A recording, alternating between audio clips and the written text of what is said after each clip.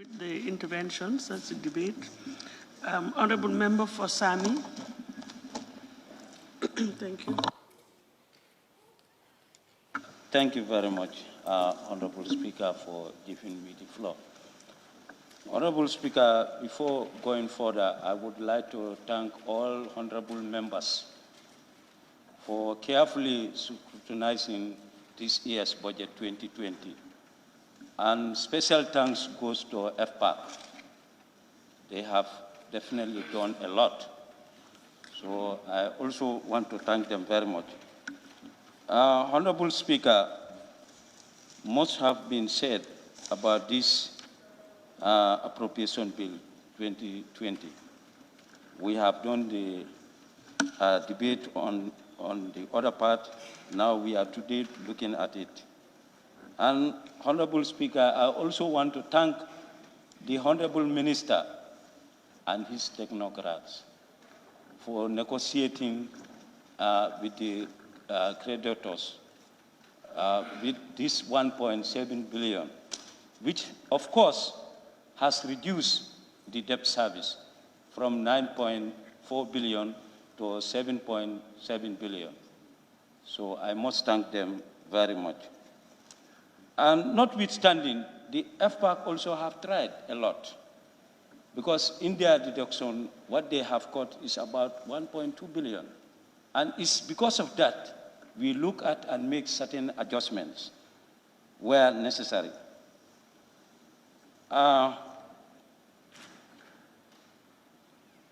Honorable Speaker, we have already allocated resources to various departments, to various ministries. We have already allocated that. But we have to change our attitudes, all of us. It's not only finance that moves this country forward, Honorable Speaker. It's the attitudes that moves the country forward. No matter resources that we put in these places, if we don't change our attitudes, we will not move. And it starts from here. We have to be on our toes to follow these ministries where they spend these resources. Because if you look at the appropriation bill, of course, all of us will be that there are some increments. And we don't just increase them for increased sake. We increase them so that we see the benefits, our electorates benefits. That's why we are always talking about increment of other areas. Like education, there is an increment in education sector. Health, there is also an increment in health sector. Agriculture, there is an increment, Honorable Speaker. Honorable Speaker, I stand to be corrected. When we look at the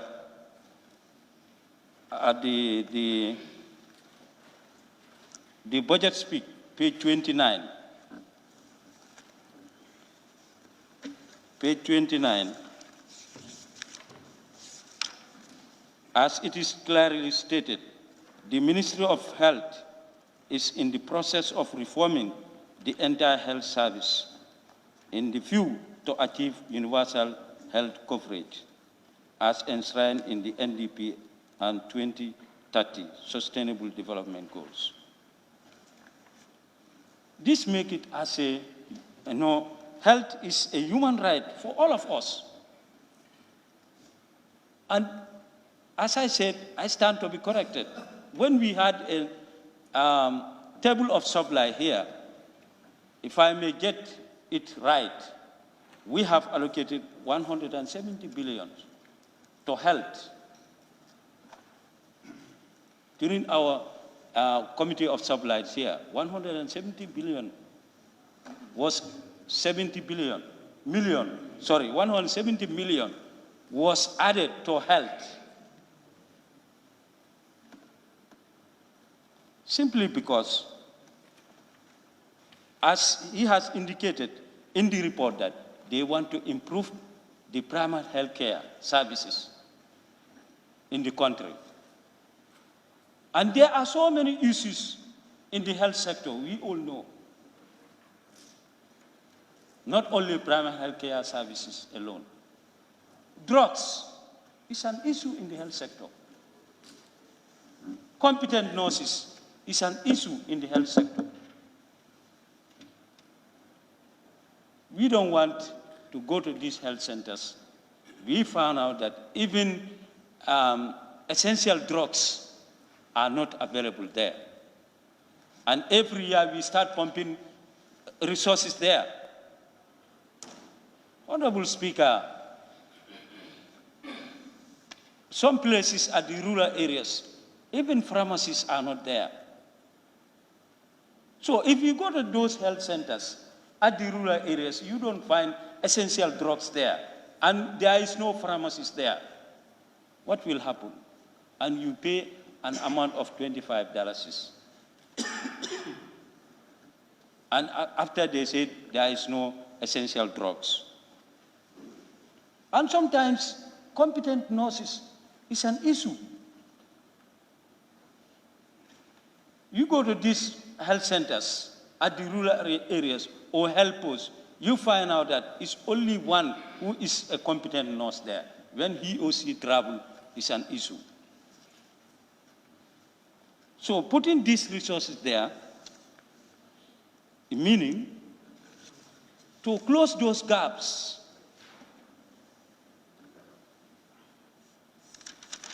Honorable Speaker, if you look at the report also about health, they are talking about other programs. Yes, that are available, that they have already introduced it at the rural areas.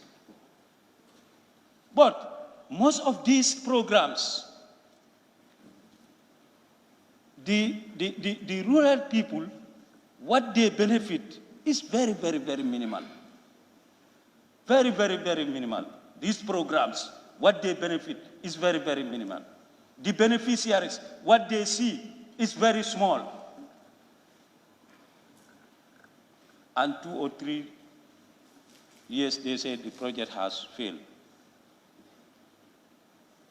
This is why I said we have to change our attitudes. And we should not only rely on, donors for everything. Honorable Speaker, I'm going to education. Basic and secondary education. If you look at page 28, budget speech 2020, we are told that the enrollment increases at all levels, lower basic, upper basic, basic cycle, senior secondary school, it increases. But down there, they talk about their challenge,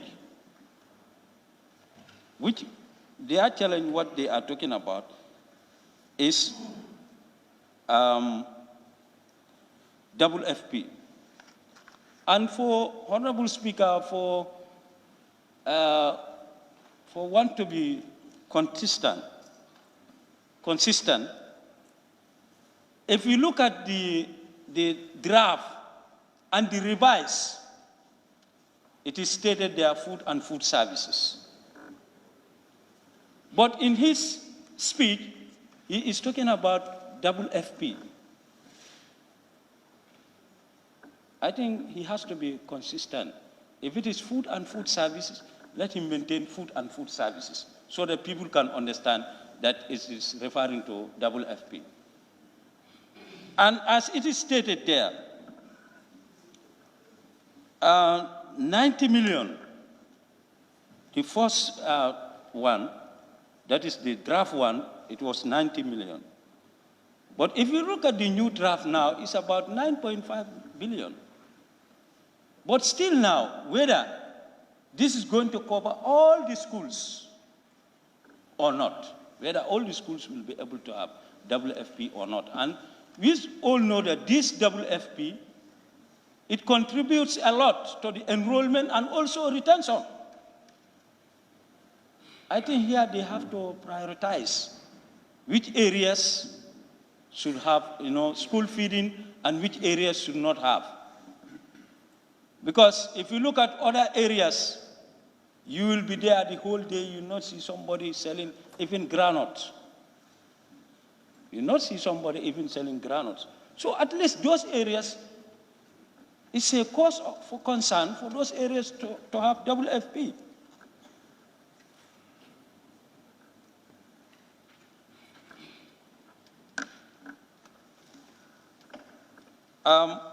The various speakers have mentioned the other side, that is about the training of PTC and others. No need for me to talk about that.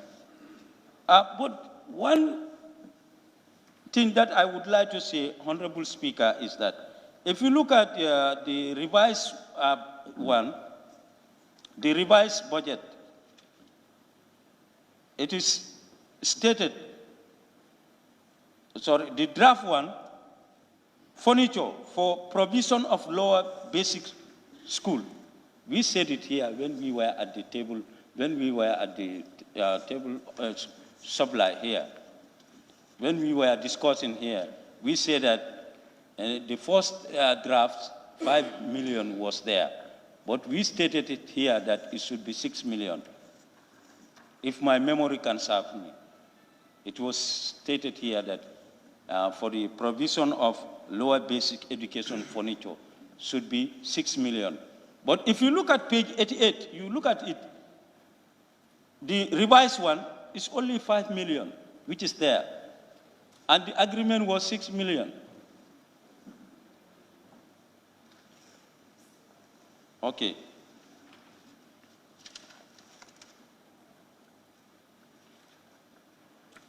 Honorable Speaker, this page 29, the budget speech, higher education. In that, we are told that various regions, they have technical and vocational education and training center in the administrative region. It is stated there in page 29. I can say all the region, but except CRR, South and North, we don't have. Is it that our youths, we don't want to be trained? We want our youth also to be trained. We want our youth to be trained. All the other regions, they have it, except CRR, North and South. Honorable Finance Minister, I think you should look that into consideration so that, because it's very difficult for our brothers and sisters to travel all the way from provinces and come here. Accommodation is a problem. So if they have it at their disposal, this issue of youths going back way will be reduced. If you see they are going back way, they are not engaged. If they are engaged, they will not go.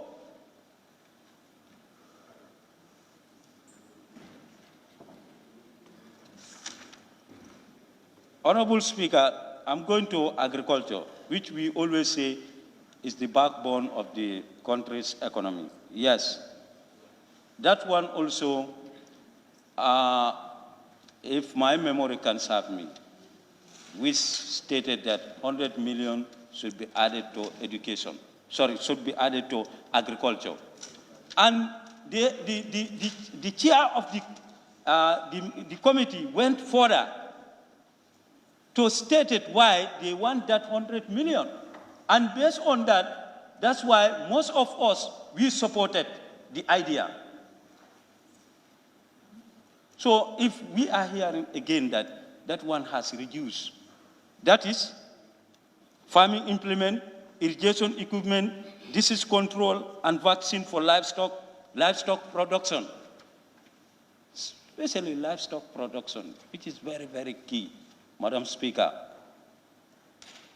if we go to the rural areas, I said the livestock assistants are very, very, very few. They are very few. Even the drinking points are very few. So if the crops are not taken care and the animals are also not taken care, I always emphasize that here. I think this 100 million should come back, Honorable Speaker. It should come back so that, and even if you go, I forgot to mention one thing, these stores, if you go to the provinces, all these stores are not, seed stores are not in good order. Where the farmers always store their goods, they are not in good order.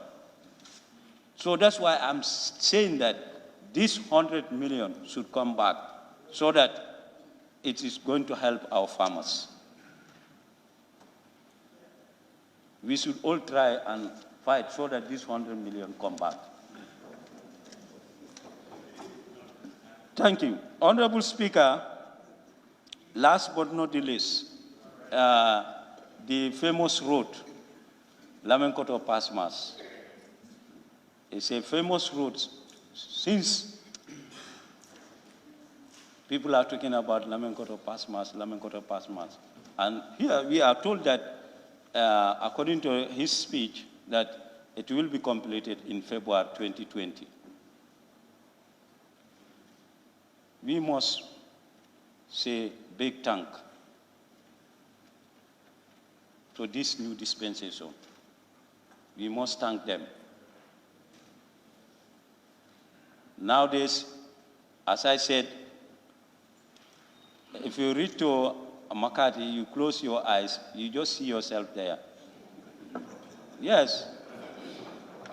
In those days, you spend 2 days before you reach there, 2 days. You sleep on the way. But thank God now. But, Honorable Speaker, still now, much need to be done. That is the feeder roads. Much need to be done. The feeder roads is an issue. Most of the villages are inside. They find it very difficult to come to the main way. But the moment you see yourself at the main way, wherever you want to go, you can go. But the feeder roads is an issue, Honorable Minister.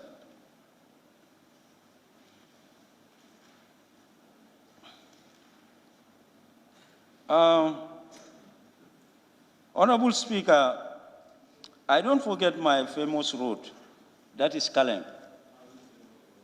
That's also is another famous road that is leading, and in his speech, he mentioned that the reason why maybe they prioritize some of these things is where there are hospitals, and the major hospital is down there, that is Bansang. For them to have, I know the ministry is doing very well. They are doing very well. Yes, that road also is easy to go now. But the only thing that is lacking there is we want to see the black one there, the black thing there. That is the tarmac road. That make it easy, the tar road. Honorable Speaker, in our engagement here, we talk about land compensation of 30 million. I don't know whether that one also is featured here or not. 30 million for land compensation. I want you to assist me on that. But we discuss it here for URR bridges and roads, 30 million. I don't know whether it is there or not. On that note, Honorable Speaker, I thank you very much for giving me the floor. Thank you. Thank you. Thank you very much. Honorable Member for Birkama North.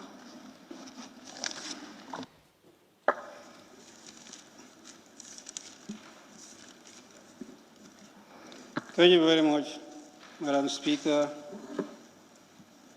I would like to join my colleagues who spoke before me to thank the Honorable Minister for cooperating with the National Assembly that rigorously scrutinized the budget, especially the F-Pact, and made certain recommendations for deductions and adjustments at the necessary ministries and sectors. The last day that was the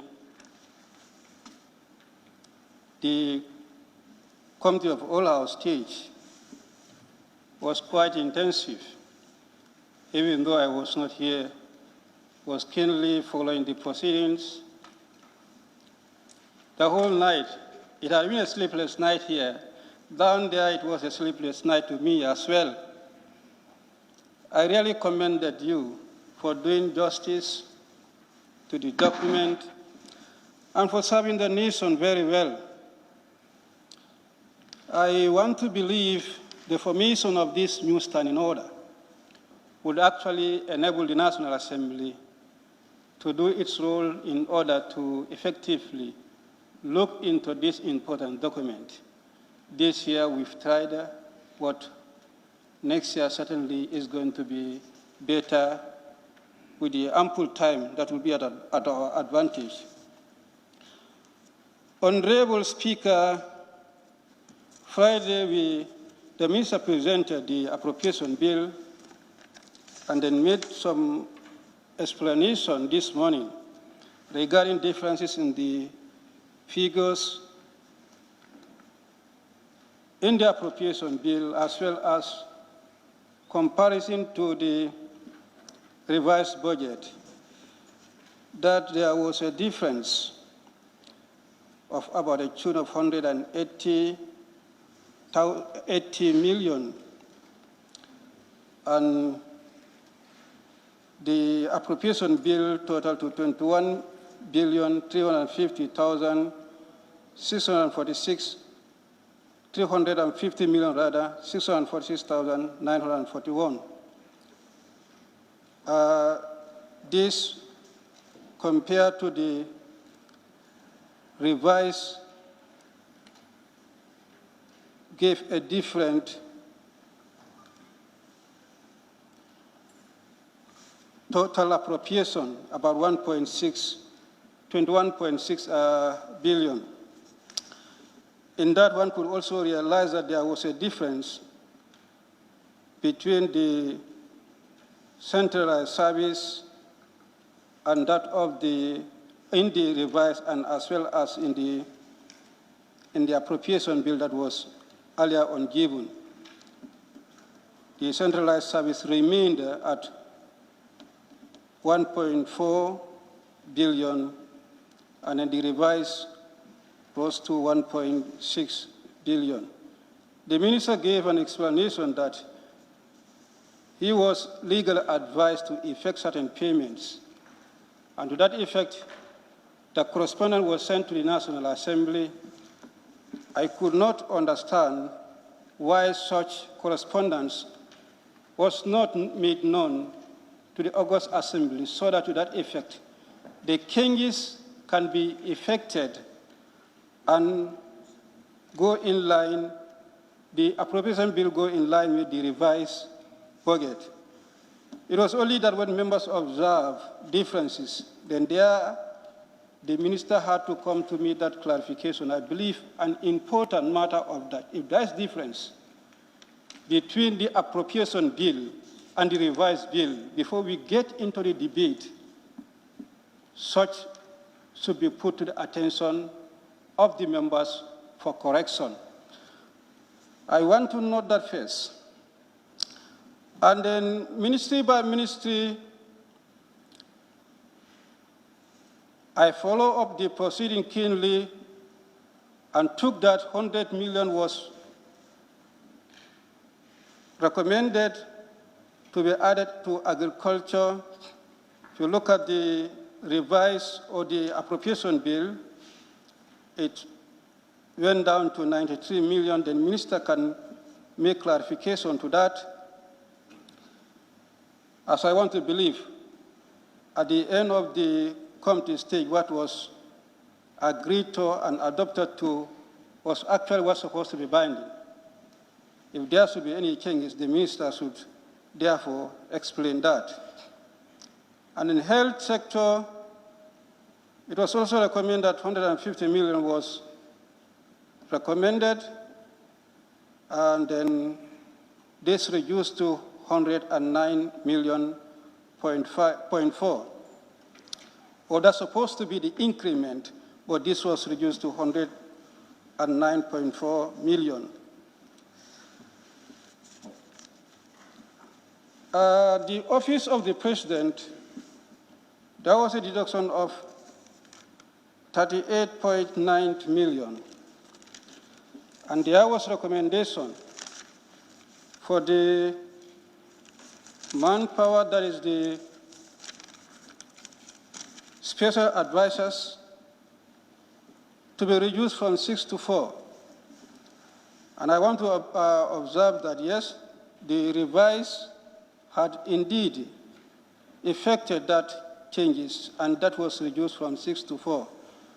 But as somebody earlier on observed, the salaries remain the same. For the draft, the salaries for the special service was 2,832,000. And for the revised, the salaries still remain 2,832,000. The minister should shed light on that. I want to believe if this number of personnel or officials have been reduced, equally, the amount on salaries also should be reduced, as well as the allocation for allowances. For the draft, for the 6 officials or officers, 14,806,855, and still for the 4 is 14,806,855. I would like the minister to shed light on that. I think it does not need that much mathematics to be able to detect that. Since the number of personnel have been reduced, then the amount allocated to them should equally be reduced. That's my understanding.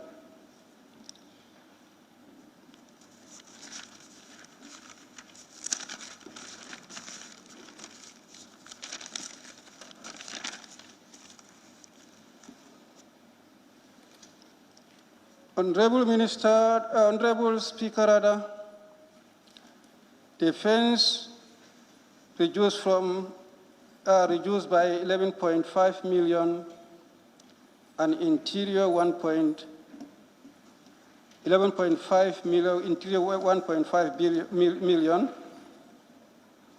foreign affairs 9.8, and finance 1.5. But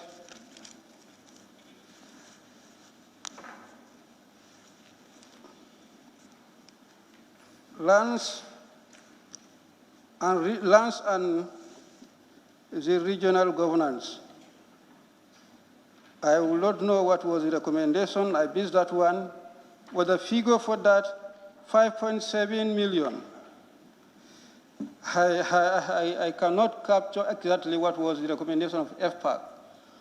But to reduce lands to 5.7 million, in my view, that could be on a very high side. And debt service, drastically reduced 1.7 billion. That is quite laudable.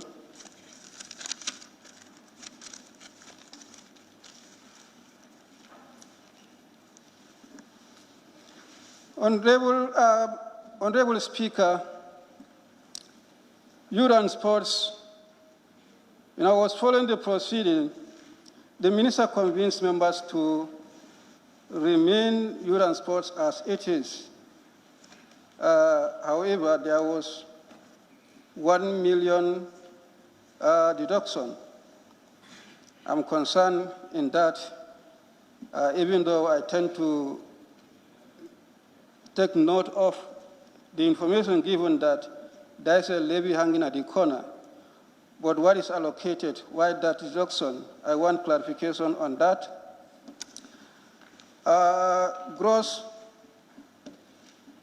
surplus or deficit, the draft was 5.5 billion and revised 4 billion. Quite a good work done there, but still, as speakers earlier on mentioned, efforts should be made to see how best to bring down our budget deficit. With that, the domestic borrowing also was reduced drastically, and what I will not understand, that is the net surplus or deficit, was at zero in the draft.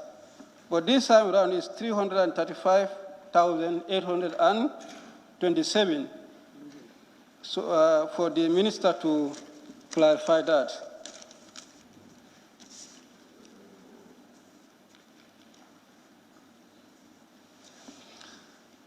Debt restructuring remained the same.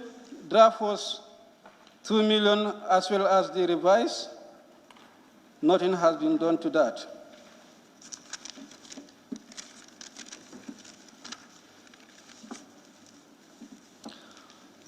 Honorable Speaker, having made those observations on figures, I will now go to the speech delivered by the Minister on policy matters, the National Development Plan. Out of 61 outcomes, 48% on track, and then out of the 61 outcomes still, 49 registering constrained programs, and only 3 registering limited progress. I will assume that we are at the midterm of the National Development Plan. And to me, this may not be an impressive performance, as well as in trying to make assessment of the National Development Plan if we are to look at this progressive report. And what is the government or the ministry trying to do in order to register progress in the implementation of the National Development Plan? That the strongest progress registered in the area of tourism, governance, and the private sector, as well as infrastructure and energy. But on human capital and macro economy, an average progress had been made in the area of agriculture, fisheries, and youth empowerment, making limited progress. Honorable Speaker, I think youth empowerment is one of the priority areas as far as the National Development Plan is concerned. If that is to be making limited progress, that is quite worrying and a cause of concern. I'll come to that later, where the government tend to look into giving more funds to the youth and sports sector. All strategic priorities except for tourism face significant constraints in achieving more progress on their outcomes. This statement in the speech of the minister is also quite worrying in relation to the progressive implementation of the National Development Plan. That 1.8 billion pledge made, only 183 million, that is 10%, been disbursed. And that the government is going to continue to engage the partners to ensure that the pledge made are materialized. I would, but in the speak, there is no explanation to that effect. What actually contributed for the pledges not to be forthcoming? I think we need to be informed so that we can also better disseminate that message.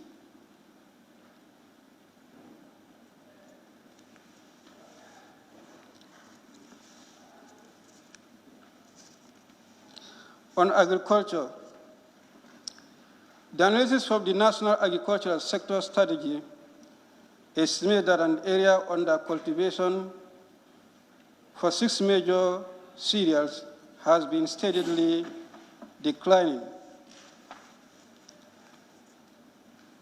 206,300 hectares to 170,000.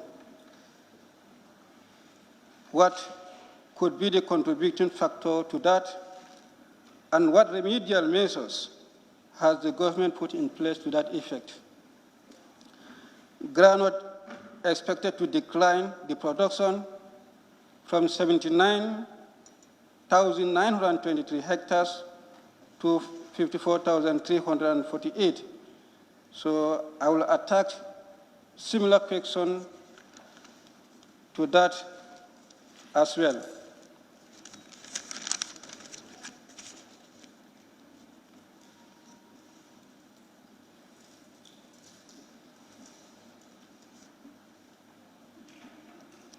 The NSS embarked on a dry season certified rice seed production using rice seed producer program in the tidal irrigated programs of the Jahal Pachari and the Nyani Sukuta. That worked well. Whether other areas could not be put as experimental areas to see whether the program can be effective in those areas, instead of relying on only 2 areas, Jahali Pachara and Yani Sukuda, somebody was earlier on trying to allude to. The woollies are now taking over in terms of rice production from the CRR, not due to the attack by the hippopus. If we put all our eggs in one basket, it may not be very helpful. So let's consider the other side of the North Bank, that is the woollies as well, for this project. My fear is the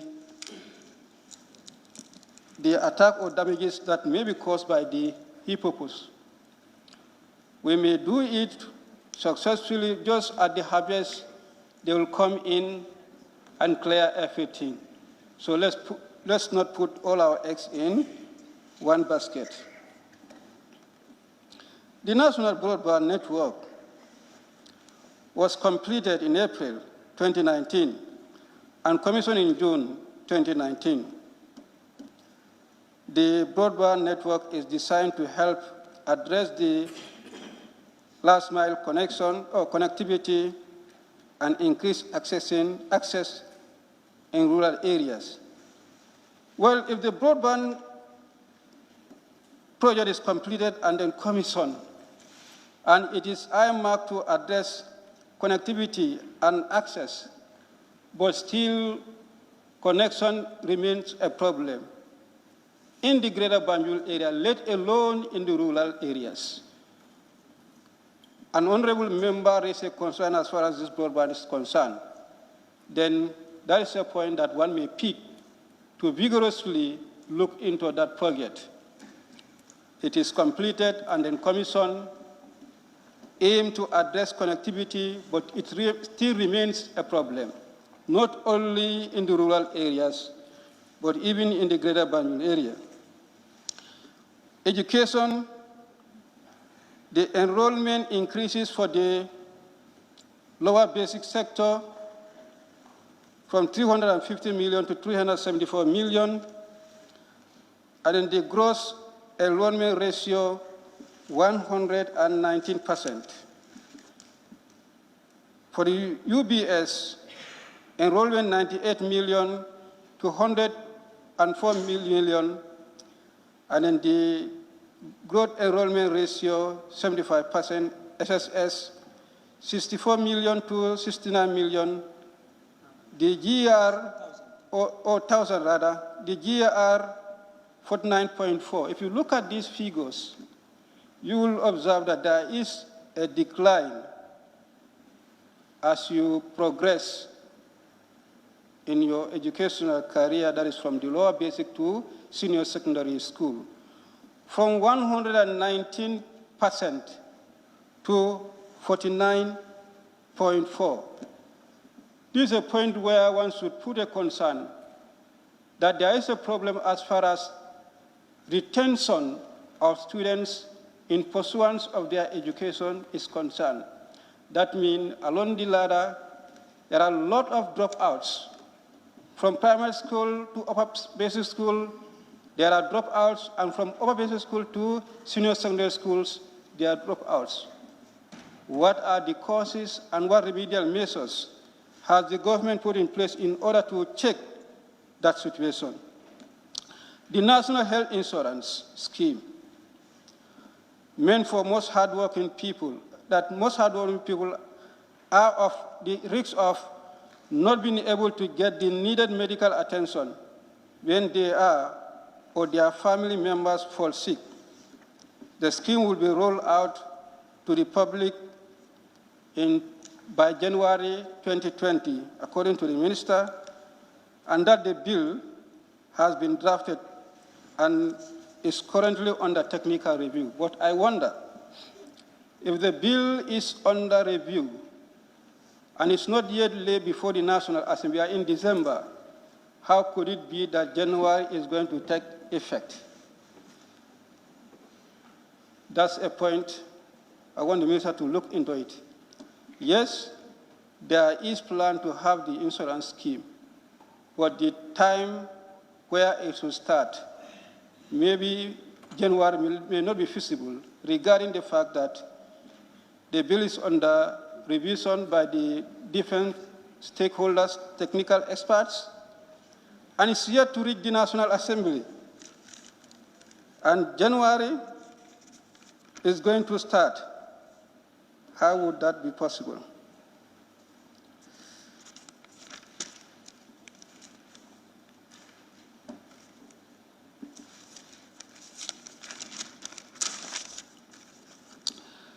The insurance is quite a very welcoming initiative if actually it is meant for the poor and is going to help to address their medical needs. That is quite welcome. I would not know how the bill is going to outline the implementation of the project, but it will be important to look into the facilities available in our health centers, the equipment that are also available in our health centers, so that we don't necessarily focus on providing the service for the needy, for the sick, but also the facility that they are going to get when they are sick and they visit the health centers. Madam Speaker, I had a very bad experience. If you recall, last session I felt sick. I went to different hospitals or private clinics, conducted tests. At one point I was tested to have 155, that is my blood pressure. And I was almost about to be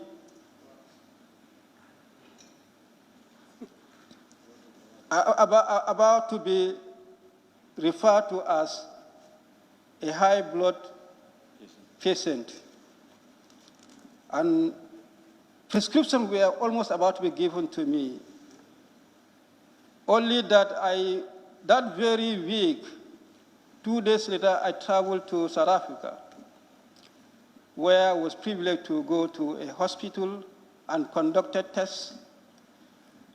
And the highest test I got in South Africa for my blood pressure was 120. I did 3 tests, 118, 119, then 120, just to compare.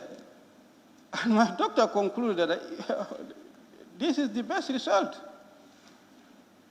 Imagine from 120 to 155, I concluded that it's not the personnel, our health experts, but the instruments that they are using. I think we need to look into that. It is not the caliber of the medical personnel, but the instrument that he was using in the Gambia that did a very poor test on me. If I wanted to rely on that, it would have been terrible for me. I'll be given prescriptions that on the high blood pressure. I think, Honorable Minister, the insurance bill should not only focus on the service, but the facilities and equipment are also important to look into. On that note, other areas that I wanted to contribute to had been already taken care by the previous honorable members. There is no need to go over them. Honorable Speaker, I beg to take my seat. Thank you very much. Honorable Member for Kiang Central. Thank you very much, Honorable Speaker, for giving me the floor. Honorable Speaker, I equally want to join my colleagues to thank the Honorable Minister for presenting the 2020 budget. But before that, I want to emphasize the point raised by my honorable colleagues from Kiang East, that he went through the budget but could not find any road construction in Kiang. It's really sad. And in addition to that, even the electricity project that has started, it is 6 or 7 months now, nothing is being done. It's still at standstill. The people of Kiang are tax compliant. I keep on saying this. I don't know what is the problem. I don't know what went wrong.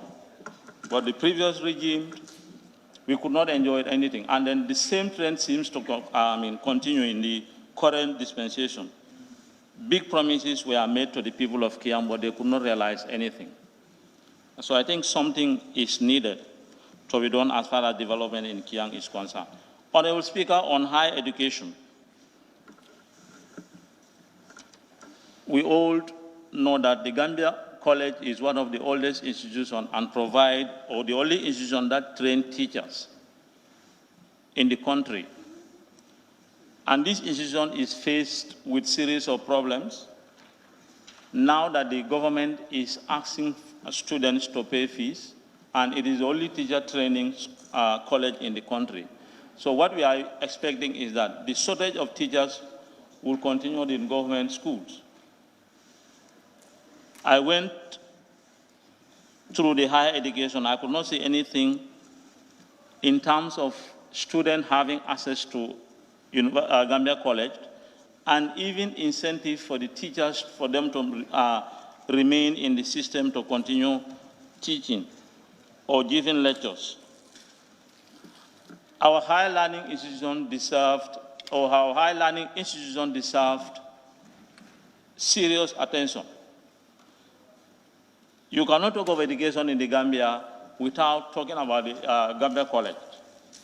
So I think something is needed to enhance the performance and delivery of learning and teaching at the Gambia College.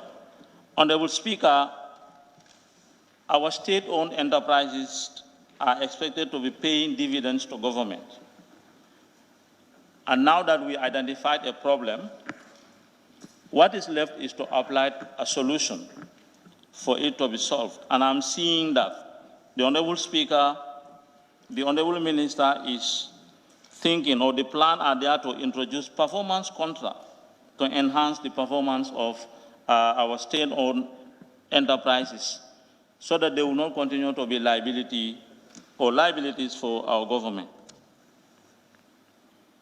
Transport sector. When you talk of transport, Honorable Speaker, the transport infrastructure should not stop at providing road construction. We all know average commuters in this country suffered when going and then to work and when returning back home. You go to Westfield, particularly this time of the day, you see people suffering. And the only corporation that is here to solve that problem is GTSC. And then what is happening in that corporation now is like the bosses are beginning to get dead gradually, and they are not bringing new ones. So that problem of transportation needs to be looked into. We should not stop at provision, construction of road, but also to do something to enhance the performance of GTSC by providing new buses. It is also a form of employment. The other point, Honorable Speaker, I would like to look at the fisheries and water resources. The other time, during the last adjournment debate, I thought about a particular community in my constituency where the inhabitants are more than 5,000 and they still struggle to have potable water, which is fundamental human right for everyone. So I went through the water resources. It is stated that certain communities are provided with pipe-borne water, but I would like the Honorable Minister to shed light on these communities. It will be wise enough if he can give us the names so that we know communities that are excluded. And then our advocacy will continue to make sure that each and every community in the Gambia is provided with potable water. So much has been said. I don't want to waste the Assembly's time. That's my contribution, Honorable Speaker. Thank you very much for giving me the floor. Thank you very much. Honorable Member for Old Yundum.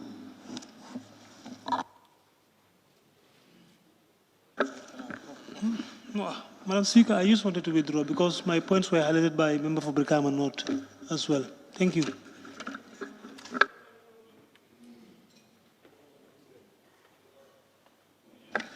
Yeah, thank you very much, Madam Speaker, for giving me the floor.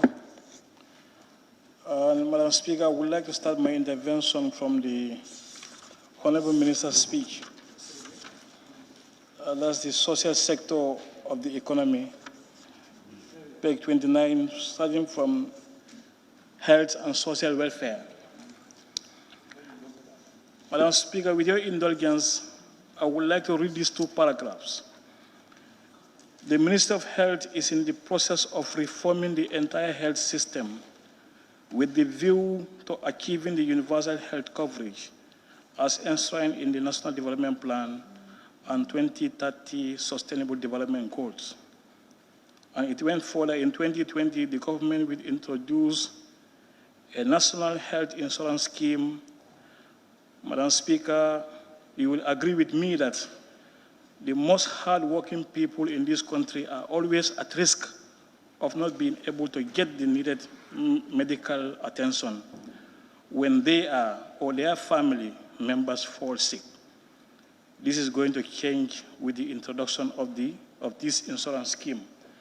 Madam Speaker, this is very promising, and it has rejuvenated our hopes that, the healthcare system in this country is a nightmare. So with the coming of this scheme, we hope so that it will address our problems. Madam Speaker, the healthcare system in this country sometimes is not accessible. And even in an instance you happen to access it, the cost is also unaffordable sometimes for some people. Even whereas the cost is affordable, sometimes you don't get the required services as you may need, as it was said by the Honorable Member for Brikama North, with his health condition.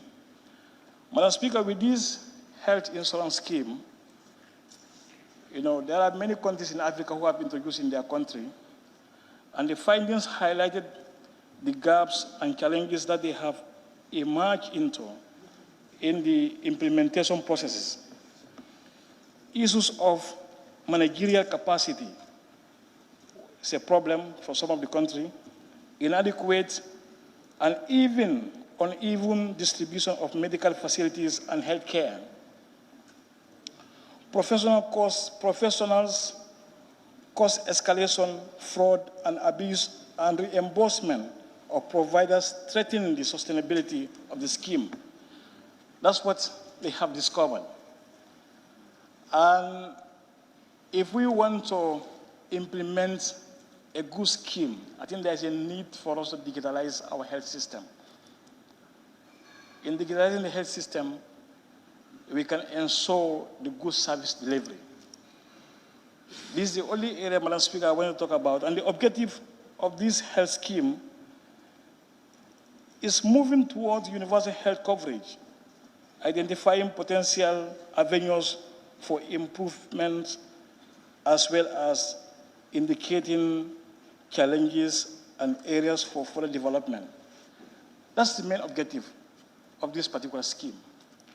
So there is need for us to digitalize our healthcare system with this scheme in order to, close the revenue leakages, and at the same time also, to ensure that the rural and urban areas, the gap to access the health facilities and health services, are closed somehow. Thank you very much, Madam Speaker, for giving me the floor. Thank you. Thank you very much. Honorable Member for Woolly West. Thank you. Thank you. Essentially, I think everything has been said. I'm just going to make comments on certain things, particularly on the famous decentralization. Madam, we don't just make laws for the sake of making them, but we make them to guide them and to be implemented. The Local Government Act was made some 10 years ago. And in it, certain functions were assigned to the councils, which they cannot. You refer to that Financial Act.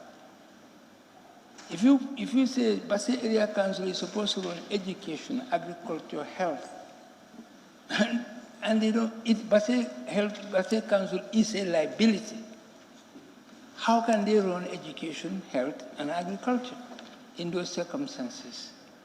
So it means that we all know that that act is there. We are always referring to it, but it's not being implemented in any way. Because that council, or any other council in the country for that matter, doesn't have the capacity to run education, or to run agriculture, or to run health service in any fashion. So what should be done? In fact, it means that we have to look at it again and change everything. When you say decentralization, it doesn't mean to have councils in the form in which they are. In fact, decentralization should be driven to its logical conclusion. Every district must have a council. That's the only way you can make their services effective and efficient. Every district must have a council. District pays taxes and rates and taxes, and no services. No, you go to Basse for the last, I don't know how many decades, no services of any form is being rendered to the taxpayers. Nothing is being done. So that's why I say they are a liability. So how do we make them to perform? How do we make decentralization meaningful? That's the big question. I think we have to look at this and study it and see what we should do to make it meaningful. Decentralization, for the sake of decentralization, is useless. It is supposed to make people have responsibility to take charge of their affairs, to devolve power to the people. And you cannot do that in the circumstances in which the councils are. It is not possible. So it means we have to look at it again. Another important thing has been said here. The minister referred to the Africa Continental Free Trade Area. The last session of Pan-African Parliament, we had a presentation on this, and there was a big debate. The question I asked to the presenter was, what are we going to take there? What commodities are we going to take there? Are we going to create another huge market for imported items from Europe and elsewhere? Or are we going to use it to dispose of what we can make ourselves? Some countries certainly are going to go there with what they are making. For example, Ghana, they have huge stock of material that they are making, they will take there. And they will derive the benefit from that. But Gambia, what do we take there? We talk about re-export trade. So we are going to create another market for imported goods from Europe. That's not what the free trade area is about. Free trade area is to promote intra-trade in African items among African countries. That is exactly what it is meant. In other words, it's like what Nkrumah calls Africa Common Market. But if you have that and we are not creating anything, we cannot export anything there which is Gambian, then we are going to bank on what we import from outside. And then, in other words, we are going to make European industry survive to the detriment of industry that we should create ourselves. But that's the big question. I think we have a lot of things to think about. If we want to benefit from that, it means we have to begin to, not just words, it's in the budget, adding value to our commodity. No, it's not just enough. We must create the means to do that. And I've not seen it anywhere. Adding value to our commodities, we have to have the means to do that. You see the amount of tomatoes that are going to be produced very soon in the combos. What are we going to do with that? Isn't it possible for us to create a factory to transform those tomatoes into many things? And then by doing that, you are promoting production of tomato and also creating jobs for people and then creating the means to generate revenue. I don't know why we can't do this. Even the African continent, the continental organization itself has changed the trend. OAU to AU have been totally dependent because it's infected by its components. The African countries which are dependent on aid has infected OAU and AU to a point that they were dependent totally on what they were getting from outside.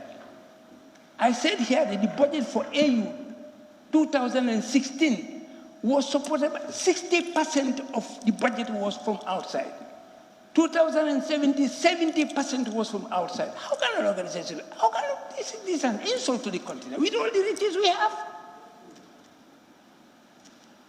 That's exactly what's happening to our countries. And that's why the organization itself, some countries are now opting out of that type of situation. A country like Ghana has opted out of that type of situation. We can't survive as sovereign independent countries relying on aid. It's not possible. Relying on loans is not possible. It has never developed any country, nor will it develop this continent. In fact, it is a paradox. Countries that were colonizing you for decades, and they never thought of developing you, they were developing against you and to your detriment. And yet, you said you have obtained independence, you want those countries to come back and help to develop you. Impossible. That's a paradox. It's not possible. So we have to decide. So my conclusion is, no development plan can ever succeed based on anticipation of resources that are coming from elsewhere. Because if they don't come, you don't work. And that is why AU, to transform it, they created a committee, they call it Paul Kagame Commission. And what Paul Kagame said, he said, even if it is one thing that we are going to do, let us do it based on what we have, what we can do ourselves. And this is what we must do here also in this country. Let us plan based on what we have. It is palpable, it's in our hands. We can determine whether it will succeed or not, and not based on anticipation of something that is their dream. And if it comes also, it is to a detriment. We should stop that. If we don't do that, we will go nowhere. I don't know who is going to be the first Minister of Finance in this country who will delve into that. We say, okay, now we are going to invest into the productive sector. We are going to do away with taking loans and grants. That person will go down in history as one of the best finance ministers in this country. I hope you are going to do it. Madam, yeah, as you can see, my voice is dead. I'm not feeling very well. But this is exactly what must be. You must plan based on what we have. Even if it's just one thing. I always quote a proverb in Latin. When I was in Form 1, there was a story in Latin, animal story with moral. And at the end of the story, they say, O pueri, o puellae, quanto melius est pauca quam multa mediocrite facere. Mediocrite facere. Oh boys, oh girls, it is better to do few things very well than to do many in a mediocre way. That is what we have been involved in doing all the time. Let's do even one thing. Every year we do one good thing, depending on ourselves. Whoever wants to help, help. If you don't want to help, stay. But we have one thing we will do. Next time we'll do one thing. 50 years, we would have done 50 things in this country by now. And we would not have been having ropes on our necks. It is possible. China never borrowed anything from anywhere, and it was the sleeping giant of the world. They have developed without taking any loan from anybody. Tell me, who are they owing? America is owing China, but China is not owing America. That's a good lesson. Thank you. Thank you. No development takes place without sacrifice. I'm going to make a suggestion.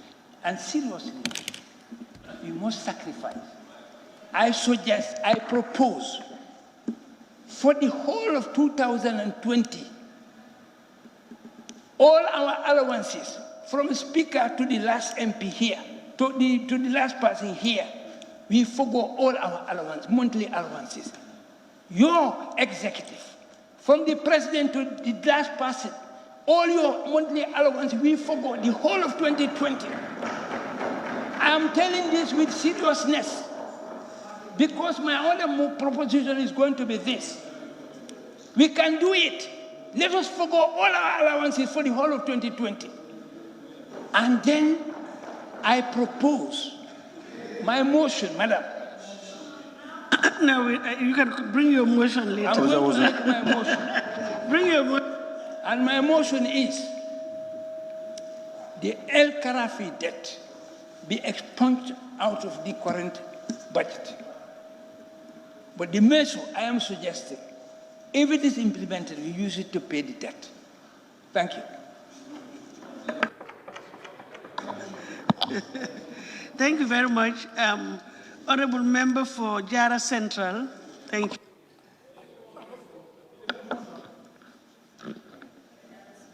Thank you very much, Honorable Speaker, for granting me the opportunity to also contribute my quota in the budget debate.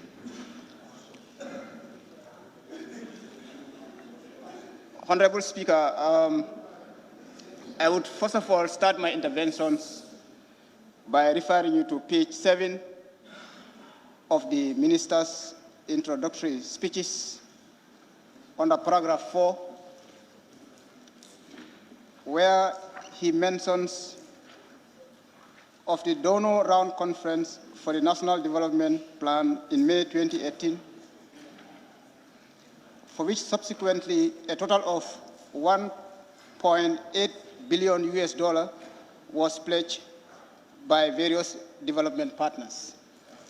He continues to say that, Honorable Speaker, out of this amount, only $183 million was realized, which is, of course, 10%. And then he continued to say that the government will continue to engage the partners to ensure that the pledges made materialized. Honorable Speaker, as a member of Parliament of the opposite side, I am going to urge the government of the day, through the Minister of Finance, to definitely stop relying on donor pledges in funding our national development plans. Because if you look at it, Honorable Speaker, in 7 months from the time in May 2018 that these pledges were made, only 10% was forthcoming. So the remaining 90%, when are we going to expect that? So as to comply with the national development plans. So I concur with the other honorable speakers who spoke before me, saying that definitely the Gambia government should not now be expecting only on pledges that are to come. Might be they will come or might be they will not come. So we have to do away with those things now.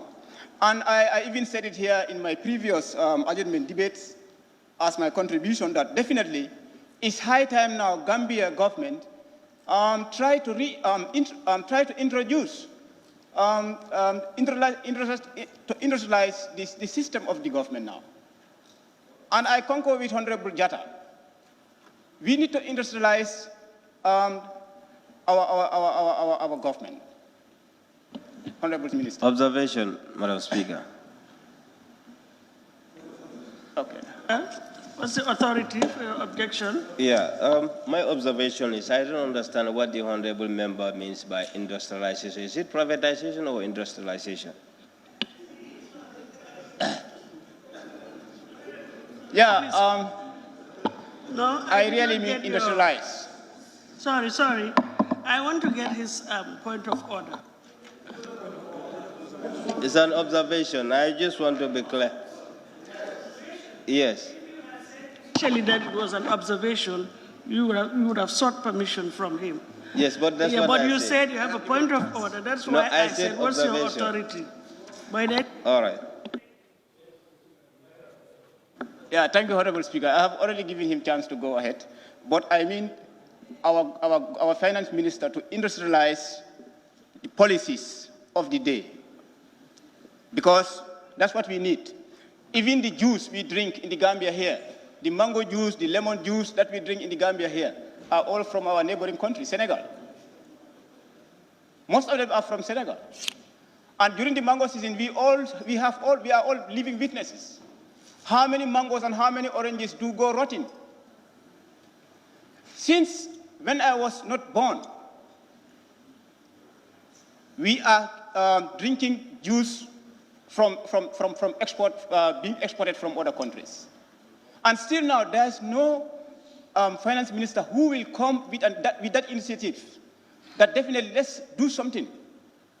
Had it been that since then up to now, at least one factory would be initiated in every budget that comes into this parliament, at least we would have done something that is going to industrialize the country.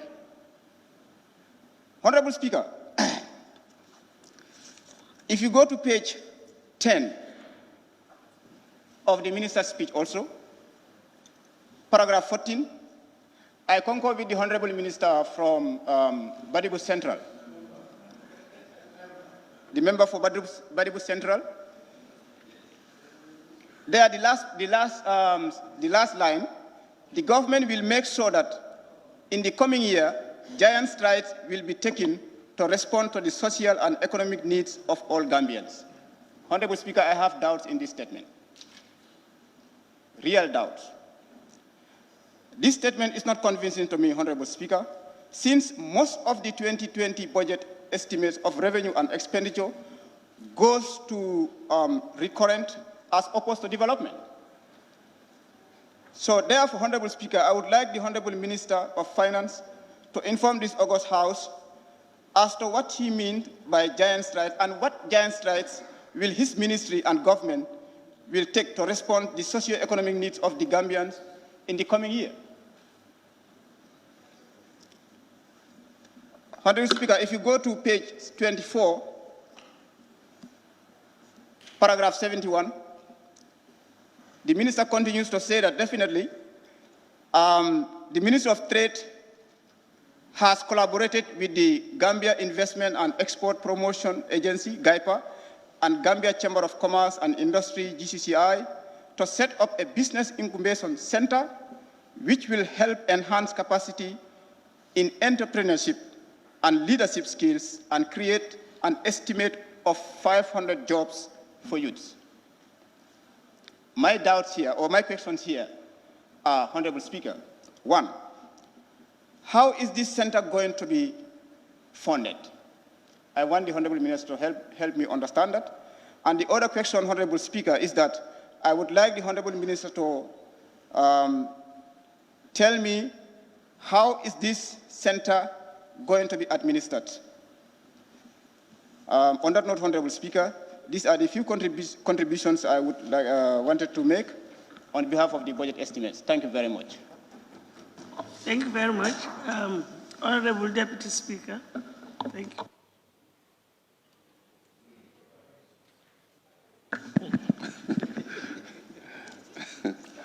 Thank you very much, Madam Speaker, for giving me the floor.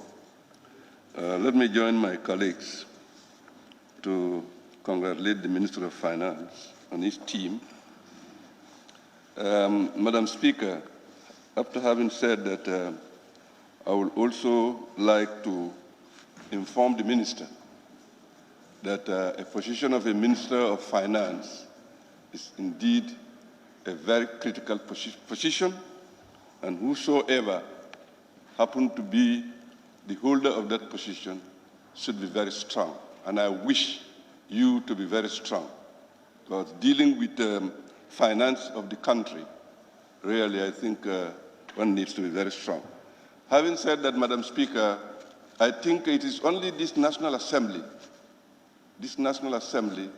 that can move this country to where we want to go or where we want to be in the future. Because this is a clear indication when this draft budget was brought to this Assembly, the commitment and the leadership role that you take as Speaker, I am very much impressed. And of course, the members of the National Assembly, from the morning 10 a.m. up to 6:30, 7 o'clock in the morning.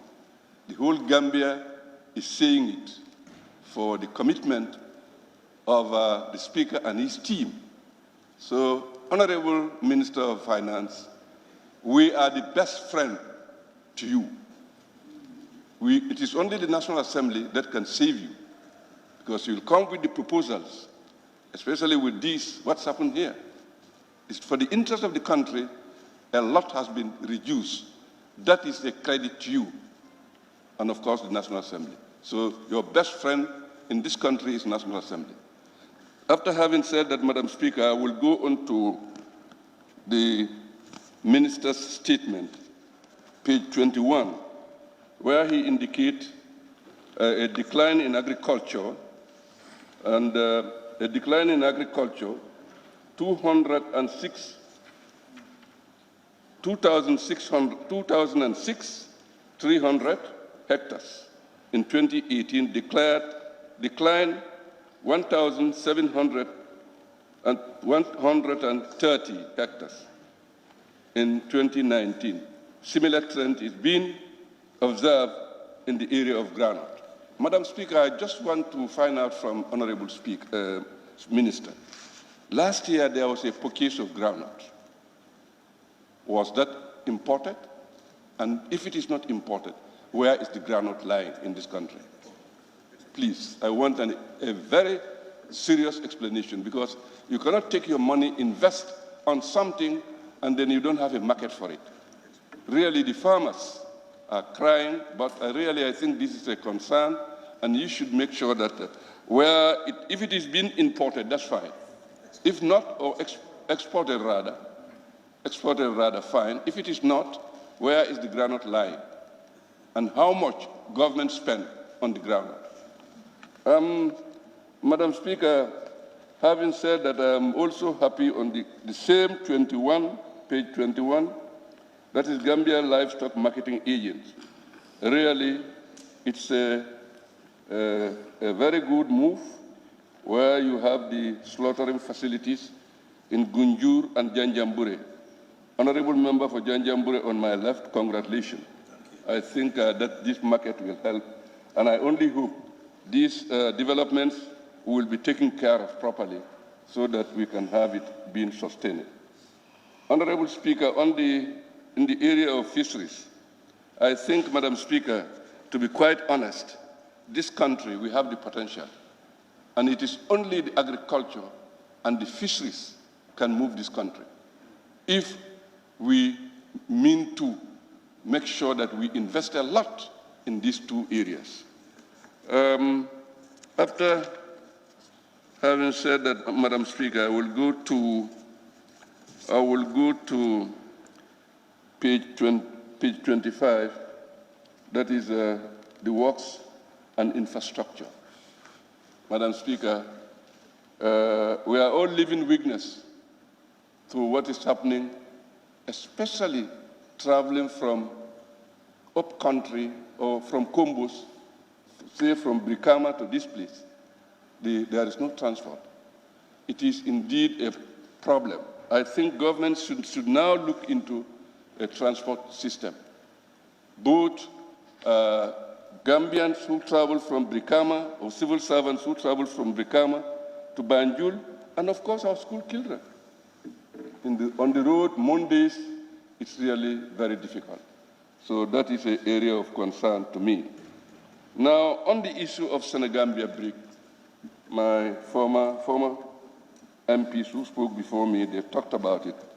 Really, I think it's a very, very good thing, and a bridge of that nature should be properly looked into. The area of making it workable for 24 hours, well, it's a very good idea. But I think this bridge, this country can generate a lot of resources from this bridge, if only people are honest. If this bridge starts 24-hour service, vehicles are traveling day and night, I think this bridge can give this country a lot of resources. It should be it should be something that will bring a lot of resources for this country, Madam Speaker.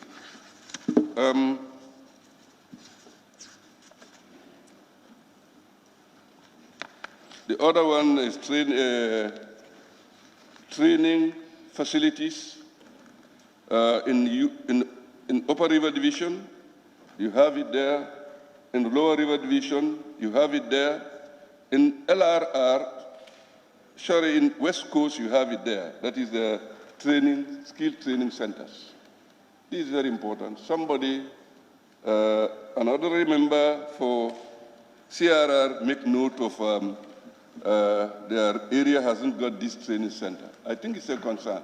CRR also is part of Gambia, and I think they should be given the opportunity to have this training center so that their young people can learn skill in these training centers. Health insurance, Madam Speaker. I want the minister to inform this House. It's a very, very good move, but I want the minister to inform this House as to the implementation of this health insurance. How are you going about with it? Because that is very key. It's a very good idea. I think everybody will support it. And I congratulate you for coming up with this thing, but the implementation, you need to explain that to me or to this House.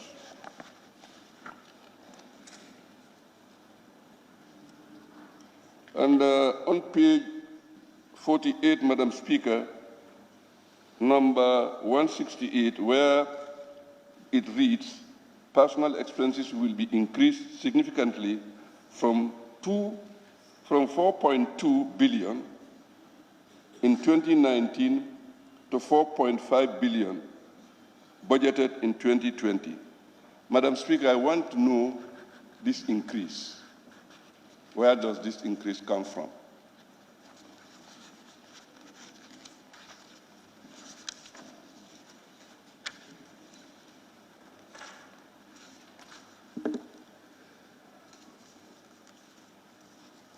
Madam Speaker, I think these are the areas, these are my points that I want to say.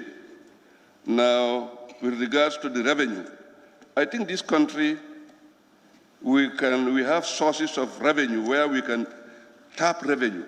For instance, sand mining, private contractors have been given opportunity It is our national resources. What are we gaining out of it? Why can't government set a corporation that will deal with sand mining so that at least whatever achieved will come as a revenue for this country rather than leaving it to private hands? Madam Speaker, this is my contribution. Let me seize this opportunity to thank you for giving me the opportunity and to thank the all honorable members for their commitment, because this is all about commitment. If they are not committed, if the leadership is not committed, what transfer here would have not happened from 10 to 6:30 in the morning. It has never happened. And Gambians are saying about it. They are talking about it. That is a commitment.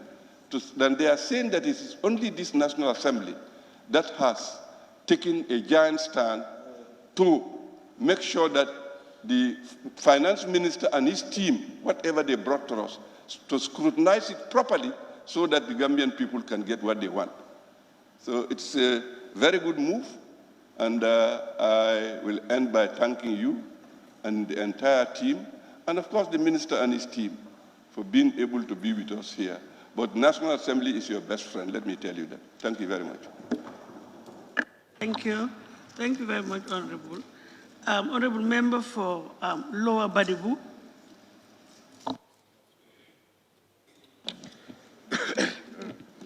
Thank you very much, Honorable Speaker, for the floor.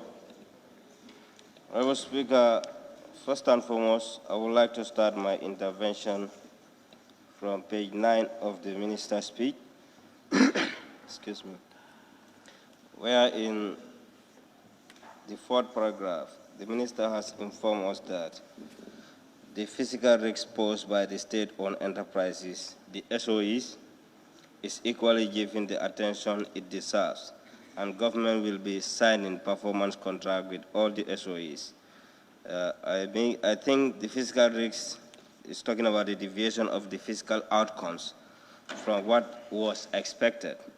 But, Honorable Speaker, without going further, I would like to remind myself and this august body to the Public Finance Act,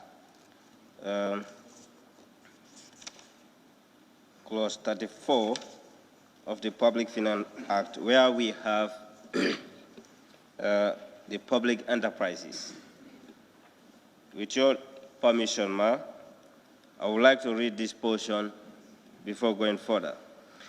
It says, public enterprises means anybody, corporate or other body or institution wholly owned or controlled by the government, but under the bills does not include the Central Bank of the Gambia and financial institution, part or all of whose business is to lend or borrow money.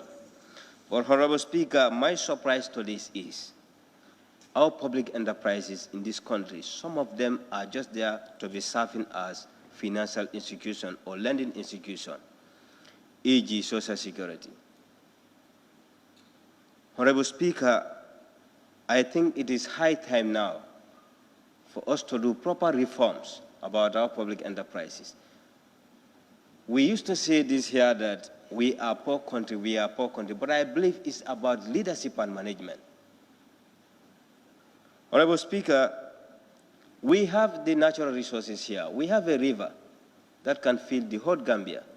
But what are we doing to that? Honorable Speaker, look at our public enterprises. If you look at the losses that our public enterprises normally made annually, it's very, very disheartening.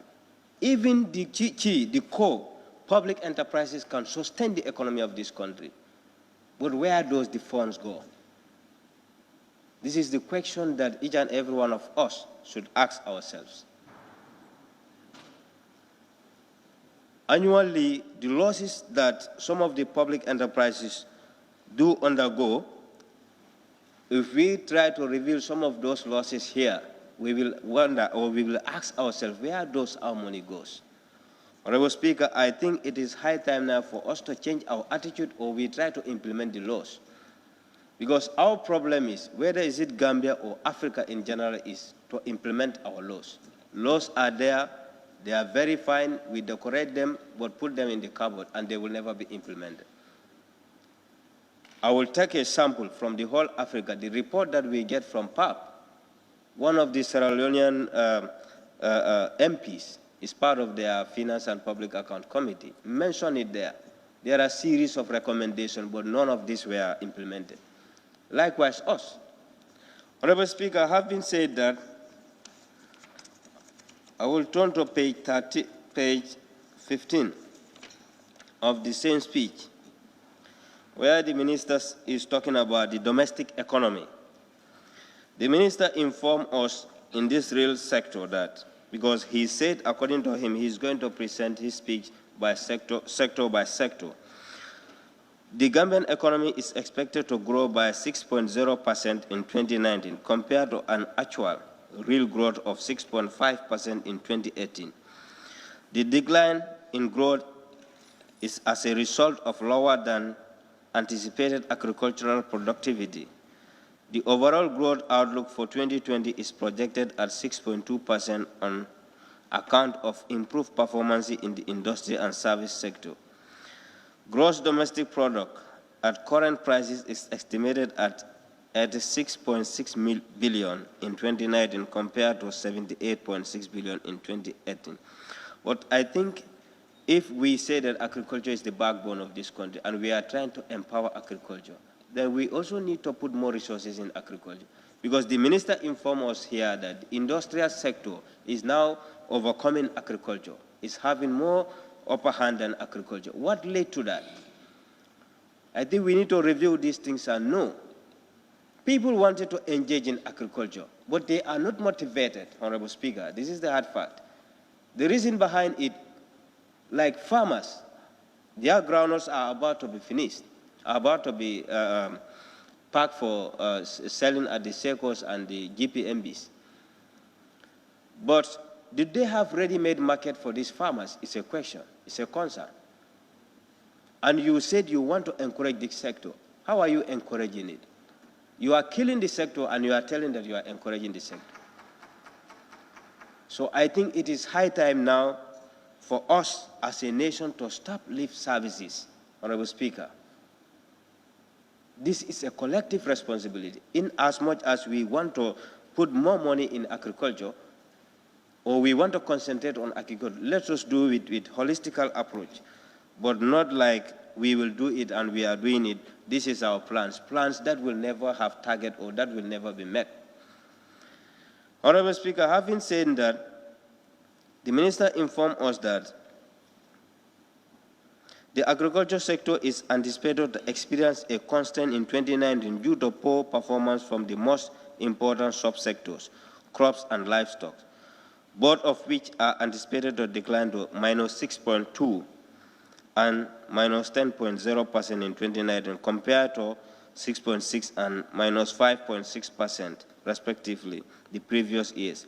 So we already know our problem. The minister has already informed us that we know our problem. Now, where are we going to start? This is the question now. Where are we going to start and where can we start? The industrial sector, we were informed that it's anticipated to record the strongest growth in 2019 with a projected growth rate of 21.7% compared to 2.5% in 2018. In as much as we want to promote the industrial sector, but you cannot promote the industries if there are no raw materials to support these industries. And one of the key raw materials that we have as a nation, groundnut is one of those. Groundnut is one of those. And those farmers are already ready to sell out their groundnut. But I can tell you 50% of this groundnut will go outside the Gambia because they need money in order to put the food on the table. But did they have, is there any money ready for these farmers? That is the ready-made market? No. Honorable Speaker, I've been saying this. If you go to page 16, we were informed that at 34, in terms of sector contribution to GDP, agriculture is forecasted to account for 18%, with industry accounting for 20%. If you look at the margin, it's just only 2. This suggests a structural change in the economy from the previous years as agriculture is now overtaken by industry. Yes, of course, agriculture will be taken by industries because we are not putting more attention on agriculture.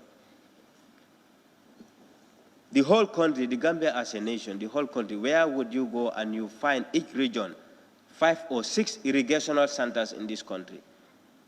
And day in, day out, we are saying that we want to encourage agriculture, both livestock or the other one, crops production. And even if you look at the livestock itself, Honorable Speaker, we have Gilma here, but watering is a problem for us. Go to Nyamina, Dankungo, and other ends during the rain season. Almost 75% of the Gambian cattle do normally go there for grazing. But watering is a problem. Go to my constituency in Lower Badibu.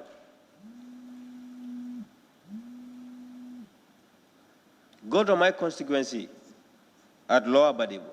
Villages like Kerr, Yalalba, there are thousands of cattle there and these small ruminants. But watering is their problem. If you see the way these people do watering to these ruminants, animals, you wouldn't believe it. They will bring horses and cattle in order to fetch water from the well. So I think it is high time now we take real measures and action.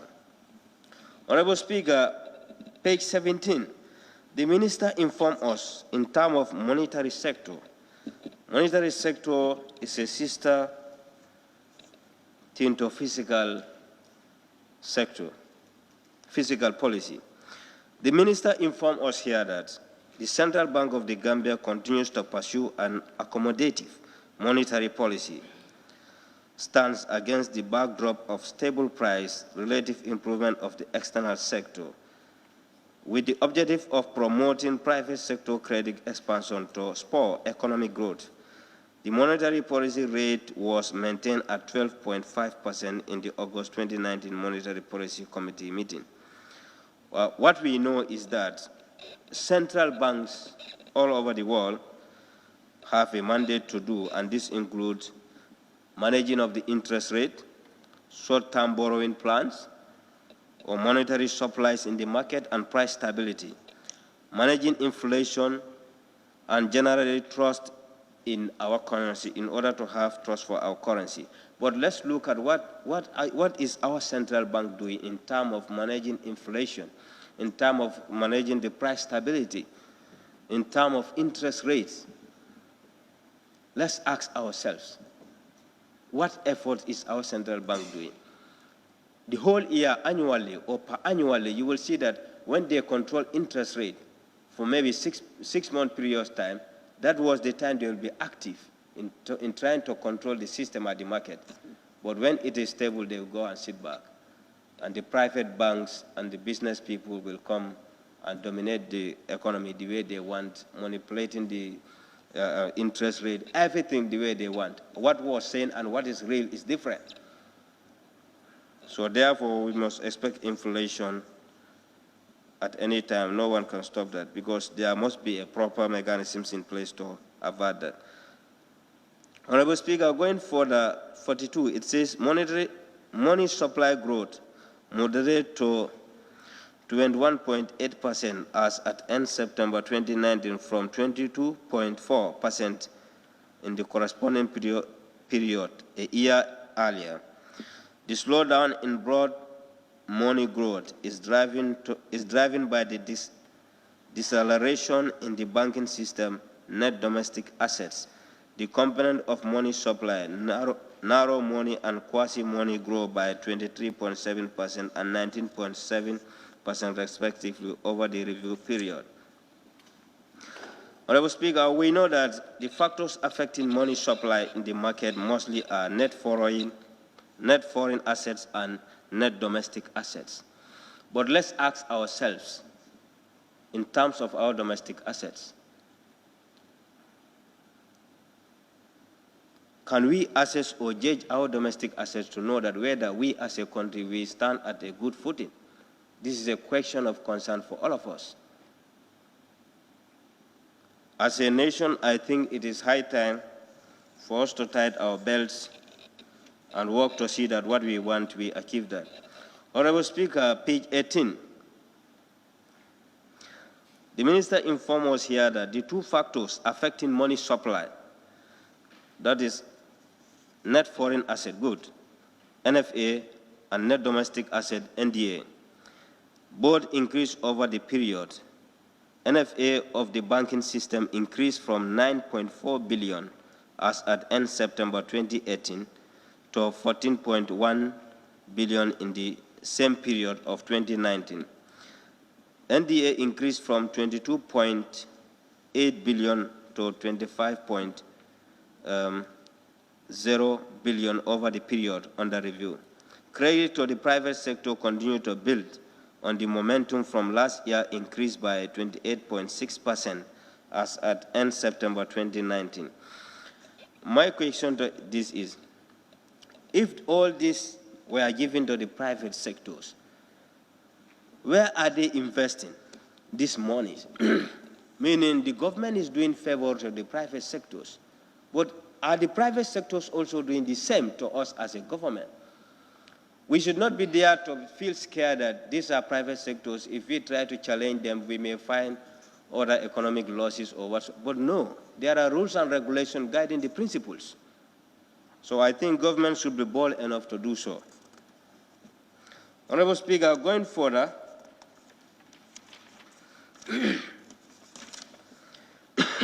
page 21. Again, 60, the Gambia Livestock Marketing Agency, GILMA, carry out construction and rehabilitation works of existing and new slaughter facilities and livestock market in Gunjur and Janjanbureh to ensure that they meet national food safety and sanitary standards. Before we go and build places where to slaughter animals, the facilities, this and that, I think we should also encourage how are we going to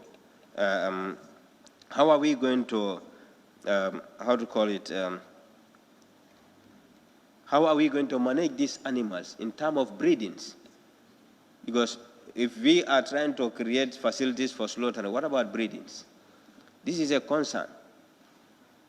Our people should stop making that, let the public see this is what I'm doing, this is what we are up to, and this is what we have achieved. We are not worried about it. What we are worried about is the result.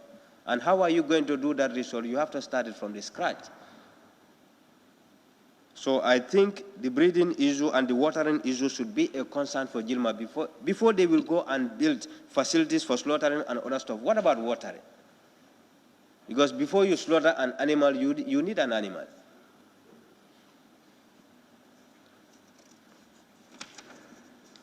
Honorable Speaker, having said this, page 22, tourism and culture. We were informed that tourist arrival numbers for 2018 was quite remarkable, recording a total of 209,135 tourists. In 2019, tourist arrival is expected to grow by 12% to 234,231. This is remarkable. This is what we want. But I can inform the government that this is a collective responsibility. So we need to thank the whole Gambia and the government of the day for this. But again, we will challenge the Ministry of Tourism that they make series of promises here in this campus in regards to the Roots Cultural Festival that do normally happen at Jufre. And they also promised that there are plans on the way in order to build at least 4-star or 3-star hotels around Jufre N. But still now, we didn't have anything to that. So we would like to know what is responsible for that. Honorable Speaker, going to page 46 of the report.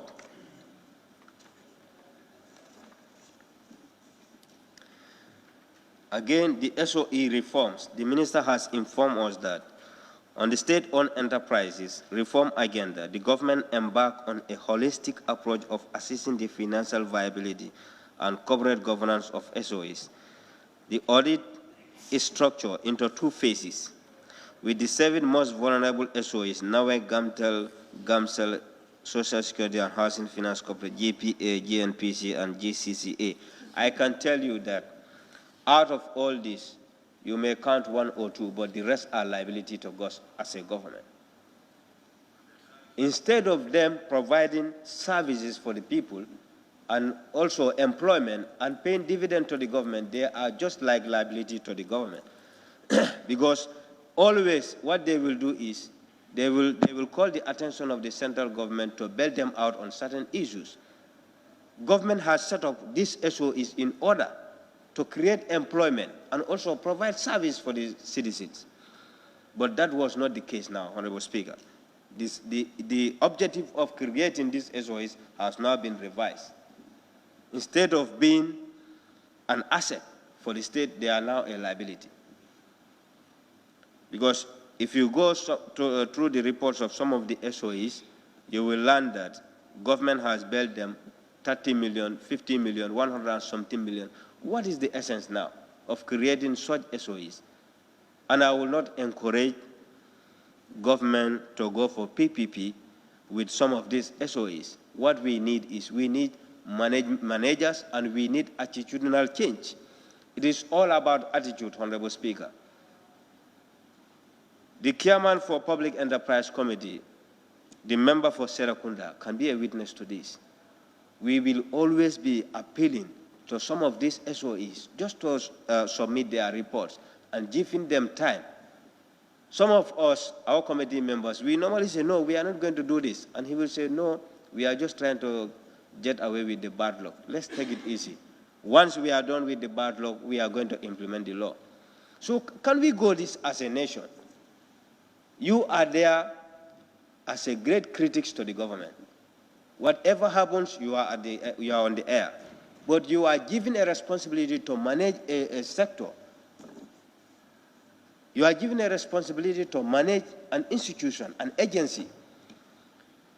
Year in, year out, we are not ready with our report. And some of these reports, if you go through them, you will laugh. Because they are not even reports, they are just management. They are just, how do they call it? Management report, but not. Honorable Speaker, I have been saying this. And 160 also, I would like the Honorable Minister, as one of the members has said, I think your name could be in history if we are trying to do away with loans and grants, and also support from this particular bank, support from these particular institutions from outside. You have informed us that with the support of the World Bank, the first phase of the audit has been completed, and the report reveals significant corporate and financial vulnerabilities of the audited SOEs, poor governance, weak financial management, and frequent state interference has contributed to the wider financial issues faced by the SOEs. These are the key. I believe it is poor governance, because the government, which was here before, we have seen series of reports, executive directive, 75 million, executive directive, 50 million, executive directive, 200 and something million, without any proper channel. We witnessed that, and also weak financial management. I think your ministry, and for us, we will do our quota, but it is a collective responsibility. We should make sure that some of these state-owned enterprises, the accountant there or the audit department, let them be chartered accountant. Let them be somebody who have the stuff, who know the technical know-how. But you just collect somebody from nowhere and put it there, and that person will not even know what to do. These are some of the constraints that we find out. So I think it is high time now we give the jobs to their friend, not your friend. This is a very big constraint. You will be asking a financial director about some of the questions. You will realize that this particular person did not even know what to answer, what to say. I sometimes say to myself, what is going on? I think it is high time now government should take a decision that we give some of the financial directors in most of these agencies or SOEs should be chartered accountant in order to ease the work for all of us.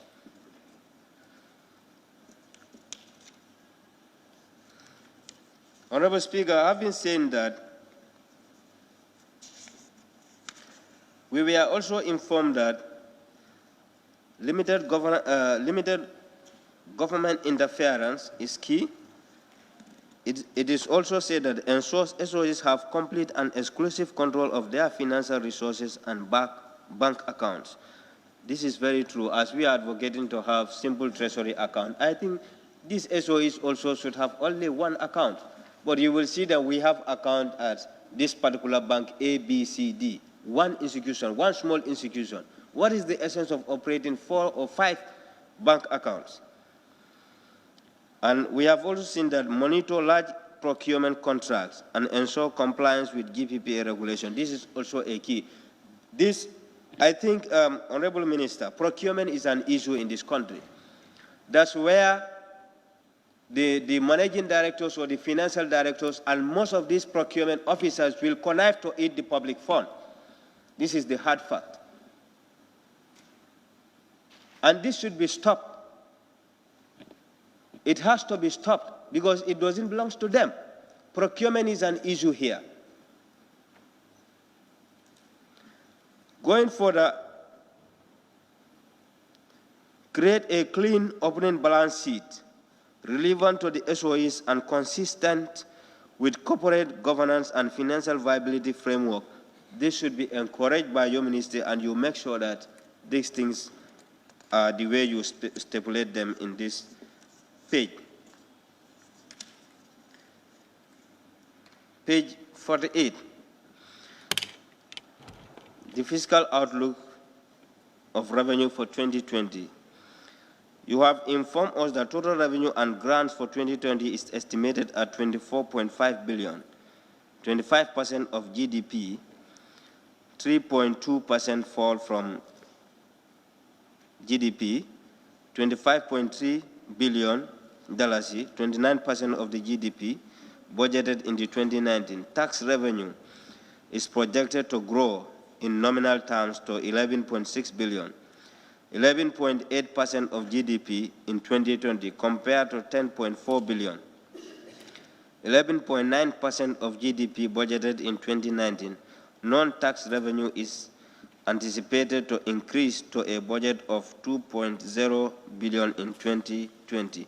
And if you look at this non-tax revenue, this is where our SOE should contribute in terms of dividends. But look at, just if you go by records, I can tell you not more than 5 SOEs that normally pay dividend to the government. What is the essence of our SOEs now? They are just liability to us. So if you look at the non-tax revenue and you look at 2.0 billion in 2020, that is the anticipated amount. Honestly speaking, compared to 1.5 billion in 2019, I think we need to take an action. Honorable Speaker, if you go further, page 51.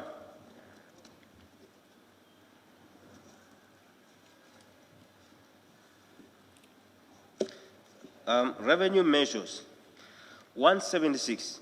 The minister informed us that in addition to the current sports levy of 0.02% per minute on all international incoming calls into the country, government will allocate its share of 30% from the receipts of the international gateway resources to youth and sports development. When I see this, I am happy, but again, I feel very bad. And the reasons will be clear to you, Honorable Speaker.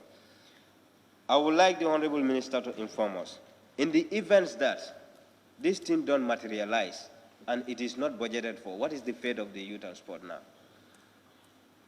Because we have seen series of that. This is what we anticipate, that things will go this way, but it does not. Now, what is going to be the fate of the youth and sport? Because this is telling us that we are not important as youths, because ours is based on alternative. In the event that it falls, what is the fate of us as youths now? This is a question of concern that we would like to know. In the events that these things don't materialize, What is the fate of youth and sport? Point of observation. My man, wait for your time. No, you said we're not important as youth? Wait for your time. Point of observation. You cannot distract me. Wait for your time. I am not saying we are not important as youths. Let me make the point very clear to you. I am saying, for us as youths, our budget line here is based on absorption, an alternative. Hadn't been that, this thing don't materialize, what is going to be the fate of us? Meaning, all the budget lines legally are captured. And those who were captured here, they have the legal right to go and acquire it, because this is what is budgeted for. We know that budget is just an estimate. We knew that. But something that is not budgeted for, it is just captured in the speech of the minister, but not directly to the budget. I am saying what is going to be the fate of the youths now. I didn't mean that this thing don't materialize. Now you heard me, Kantora. So, Honorable Minister, I would like this portion to be very clear to us, because we are saying that levy 30% of the gateway. And again, this gateway issue, when I heard that, I feel very bad. Why is it that the central government will manage the fund of the SOEs?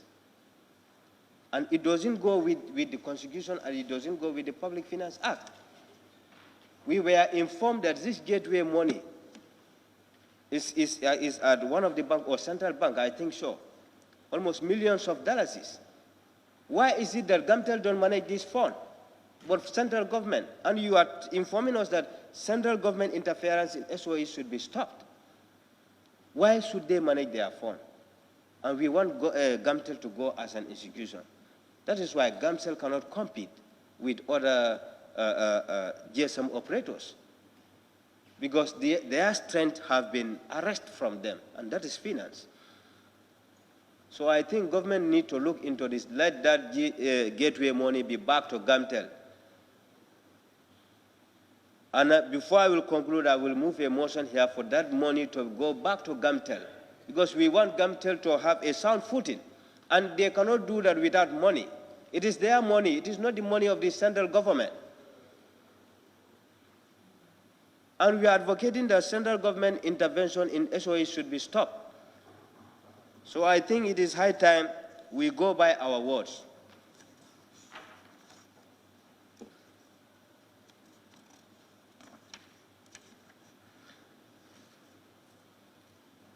Honorable Speaker, having said this, once again, I would like to thank the minister and his team for the job well done. This is what is expected of you as a citizen of the country. You are tasked with responsibility, and you have fulfilled your responsibility. But it is our job to, as Parliament, to scrutinize from 1 to 100. Anything that we see we are not comfortable with, we have to tell you, and you clear the doubts that we have. And I will commend the government of the day again. If you go to page 8, the minister informed us that reforms in transitional justice are progressing very well with the establishment and continuous sitting of the Truth, Reconciliation and Reparation Commission, TRRC. This is remarkable. We need to thank the government of the day, because the victim families of 22 or 21-year-old now knew how their loved ones were. So this is a remarkable effort for this government. We need to thank the government of the day for this. And also the Constitutional Review Commission, CRC, has made impressive work in completing and sharing the first draft of the Constitution with the public. These are all remarkable achievements that we need to commend the government of the day. Significant achievements have been registered in Gambianizing the judiciary. This is what we want. We want our own people to judge between us and to do whatever the laws has decided. But unfortunately, this was not the case before, and now we must thank the government of the day. As well as strengthening of existing and creating new governance institutions such as the Human Rights Commission, These are all achievements that the government of the day has made. And we are all proud to associate ourselves to this, because the executive or the judiciary alone cannot do it without the help of the parliament, because we knew that government is a collective responsibility. And also, you inform us that the overall legal and policy framework of governance are also being improved. This is a remarkable step. Electoral reforms continue to be a priority, and today our multi-party democracy boasts of the highest number of political parties registered in the history of this country. This is the truth, because before, we all knew that none of us, or some of us, let me say it in that way, would not even have the guts to go and say, I wanted to register a political party. The next minute, you will see yourself somewhere. So we will thank the freedom fighters of this country, the coalition members. They have done a lot, and we need to thank them.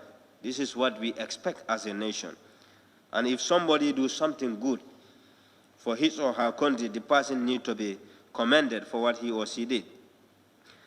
And also, the minister informed us that the Gambian civil society is much more emboldened, as manifested in the proliferation of newspapers, private radio, and television stations, which are all operating without fear or repression.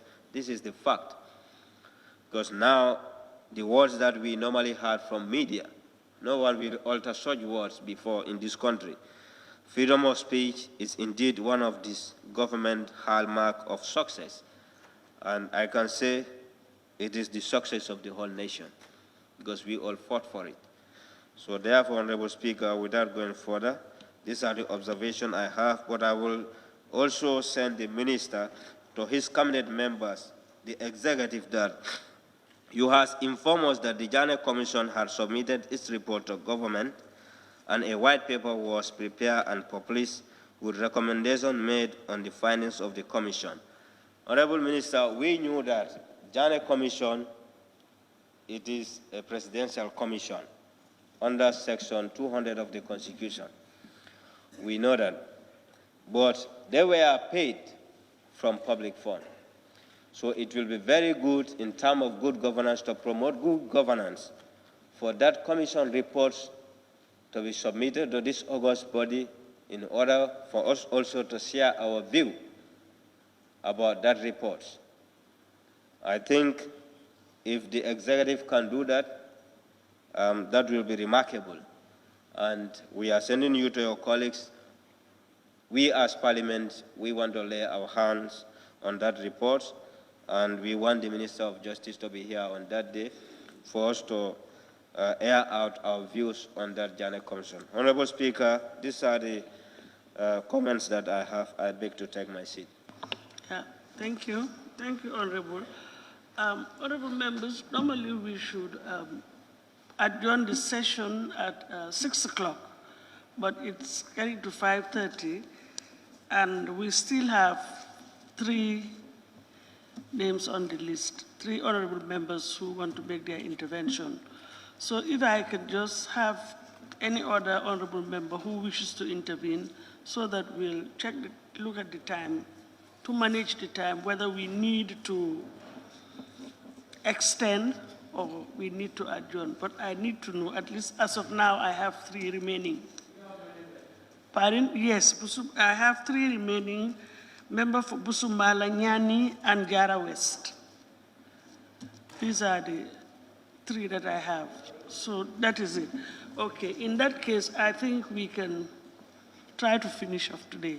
So can an honorable member please move that we sit beyond 6 o'clock? Yes, Woolley East, thank you.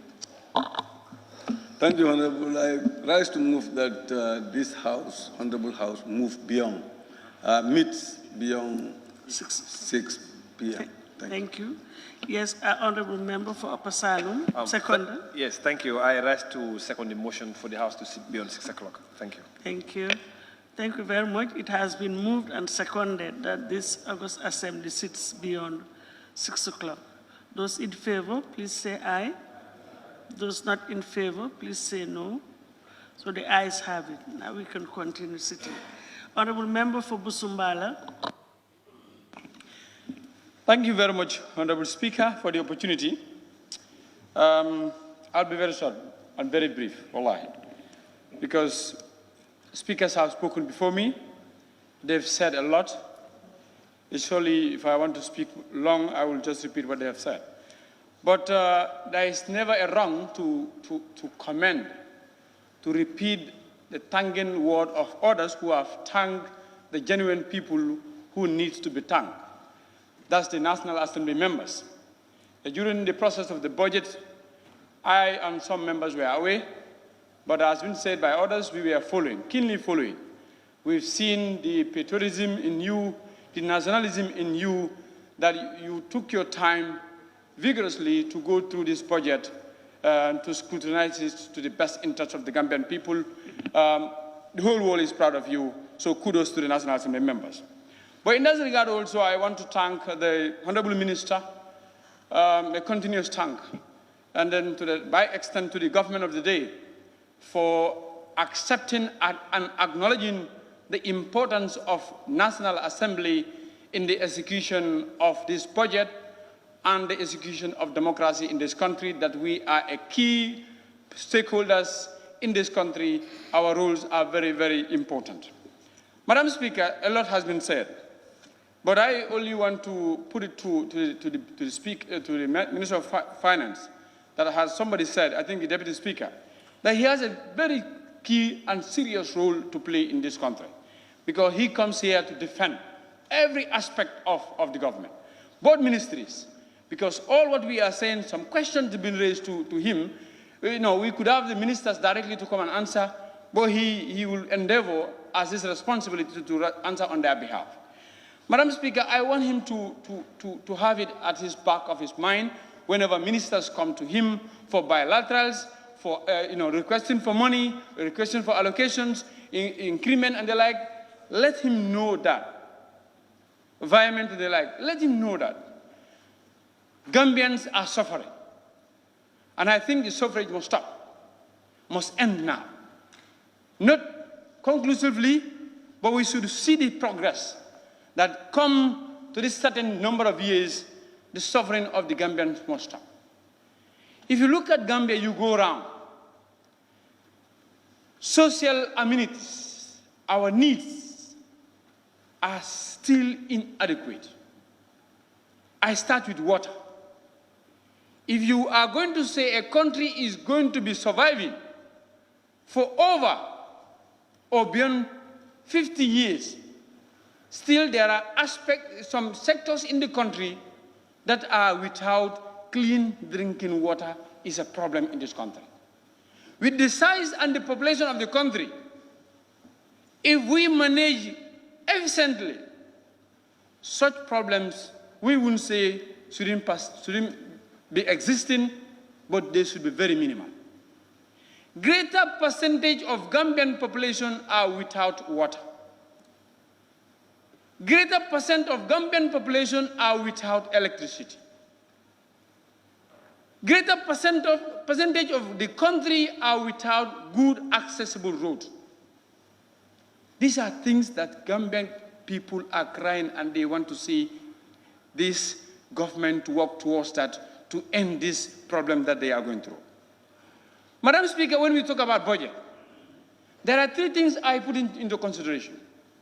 Is to remedy the previous mistakes, to plan and sustain the present, and plan for the future to avoid the mistakes that have happened. If you look at our budget, greater percentage of our revenue goes to debt service. Why? Because the errors that have been created by the former. So what do we have now? To avoid this 7.7 billion that we are going to pay as debt service, to avoid it to be repeating every year.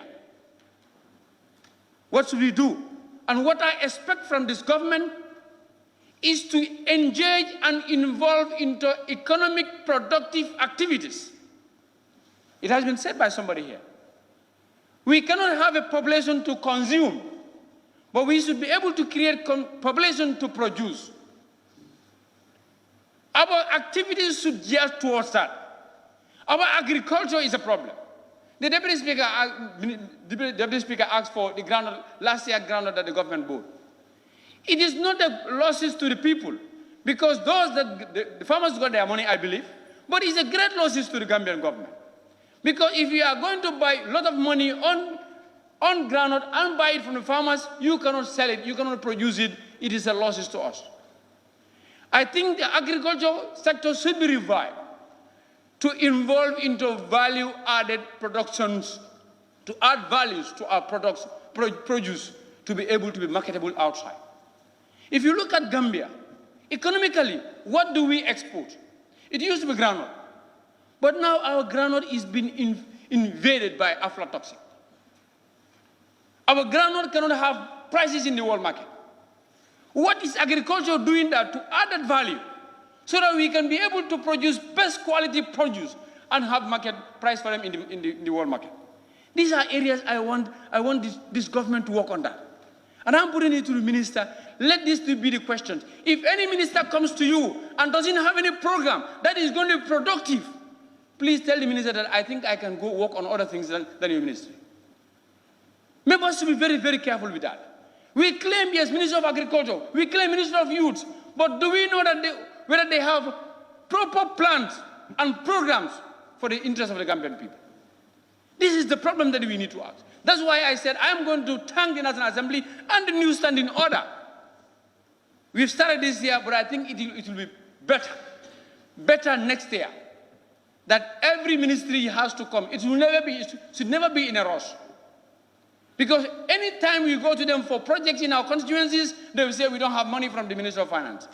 Yes, because I know the problem of my constituency. If I approach the minister, because the minister had never had that as part of his program or her program, the only blame he will give is the Minister of Finance doesn't give me any money. But if at all I had known, since at the beginning of approving this budget, that they have a plan for my constituency, it would have been easy. So those programs should be included in their preparations. Madam Speaker, I've talked about the debt charges. It's too huge. I want the government to look into it. I thank you for the loan restructuring that you are trying to bring up. It's fine, and also the type of loan that you are bringing now, concessional loans with minimal interest rate, they are very fine. But we cannot be continuing doing that. We have to have, activities in the country that can also produce. So that even if we are going for loan, it will be very minimal. We can start up our small project on our own here. Madam Speaker, future is very important. Future is very important. And when we talk about future, we talked about education. A lot has been said about education, both the basic and the higher education. I know the government is trying. They have achieved a lot. We've run down the country. They have achieved a lot, obviously. But still, there is more to be done, because in all the projects that they are trying to execute in the education sector, we are looking at the end result. What do I mean by the end result is the quality. Whether the students that we are producing are going to be productive to our economy. This is also a question that we always ask with this education sector we have with them. Do you have a database? Somebody mentioned it here. Do you have a database? This year we know how many students are graduating. Do we have a database of skills that they have and they are going to graduate with? Would they be fit in the economic atmosphere of the country? What would they contribute? These are some of the things we need to have. Coming towards that, for us to be able to achieve the quality, I believe we need to make sure that we maintain a conducive environment for the schools, both teachers and students. I thank the government. We went around, there are a lot of new schools being developed, being built through the support of MRC, Holland Foundation, and other partners. I thank them on that. But there are a lot of other schools that needs roof on their head, that needs furniture for students to sit down on it, that needs staff quarters for teachers to have a conducive environment to be able to have the mindset to go and teach, so that they can be able to produce the quality we need. Madam Speaker, somebody talked about school feeding programs here. We all went through school system. One way or the other, school feeding program is contributing immensely to sustain students in school and to also to help them to concentrate, to be able to have the quality. But about this last tour we went round, there is no school in the whole country, all the schools that we went to have school feeding program. And there was 90 million. Kudos to them. My chairman was telling me 500,000 has been added to it. But 90 million the time that we went, no school was on that. So I want to put it to the minister to be very cognizant on this. If they come and they said, we want this money for this project, do you have, I believe you must have it, a mechanism to monitor? We are doing our scrutiny, we go around to schools to see. Mechanism to monitor whether the 90 million that we gave you has been implemented to the best interest of the beneficiaries. So that if the claim comes for additional, you will be able to. Madam Speaker, the security sector. Security sector. Many are talking about security sector reform. There is always this question, do we need the number of security men we have in our services compared to our populations? We need them because they are already there. Now we need to sustain them and make them productive. They are Gambians. They choose to wear that uniform, to sacrifice their life. If it has come to the stage, we need to revive, to make them productive, so that what we spend on them could be catered by themselves in one way or the other to reduce the burden of their funding from the central government, which is key. We need them. We need to motivate them. Because when we are talking about democracy, we need security, especially internal security, which lies with the Ministry of Interior. When you talk about Ministry, you talk about the police aspect of it. Madam Speaker, this aspect of the security needs to be provided. Needs to be provided with real and best equipment for them to do their job. Madam Speaker, I want to be very brief. Tourism. Somebody talks about tourism. One aspect of it, I want to talk about it. In the development plan, it has been mentioned by the minister. All the sectors, have made progress. If I can read from page 7, I believe. All strategy priorities except tourism face significant constraint in achieving more progress on the outcomes. All right? It continues like that. I want the minister to tell me what plans do they have to help these strategic priorities to be able to go away with those constraints. And then it goes back to tourism, which I mentioned. There is an increase of tourists that are coming to the Gambia. But if you look at the spending, they spend less in the country. I was shocked some time ago. I was coming from Barra in the morning. I met a lot of tourists in the ferry. I thought that they were going to Jufre. They told me, no, they are not going to Jufre, they are going to Senegal. They are just like transit tourists here. They come here, then later they go and spend a part of their holidays in Senegal. Because we don't have sustainable tourism attractive centers in the country. We need to develop on that. Let's have tourism attractive centers where we can keep and maintain our tourists, and they spend all their holidays here. All what they come with, we can get it from them. Rather than they book for our hotels 1 or 2 nights and then go and spend the rest in Senegal. Yes, we will have more number of tourists coming to the Gambia, but economically, are we getting fully from what we expect to get from them? Madam Speaker, I have this question, and I want to stop there.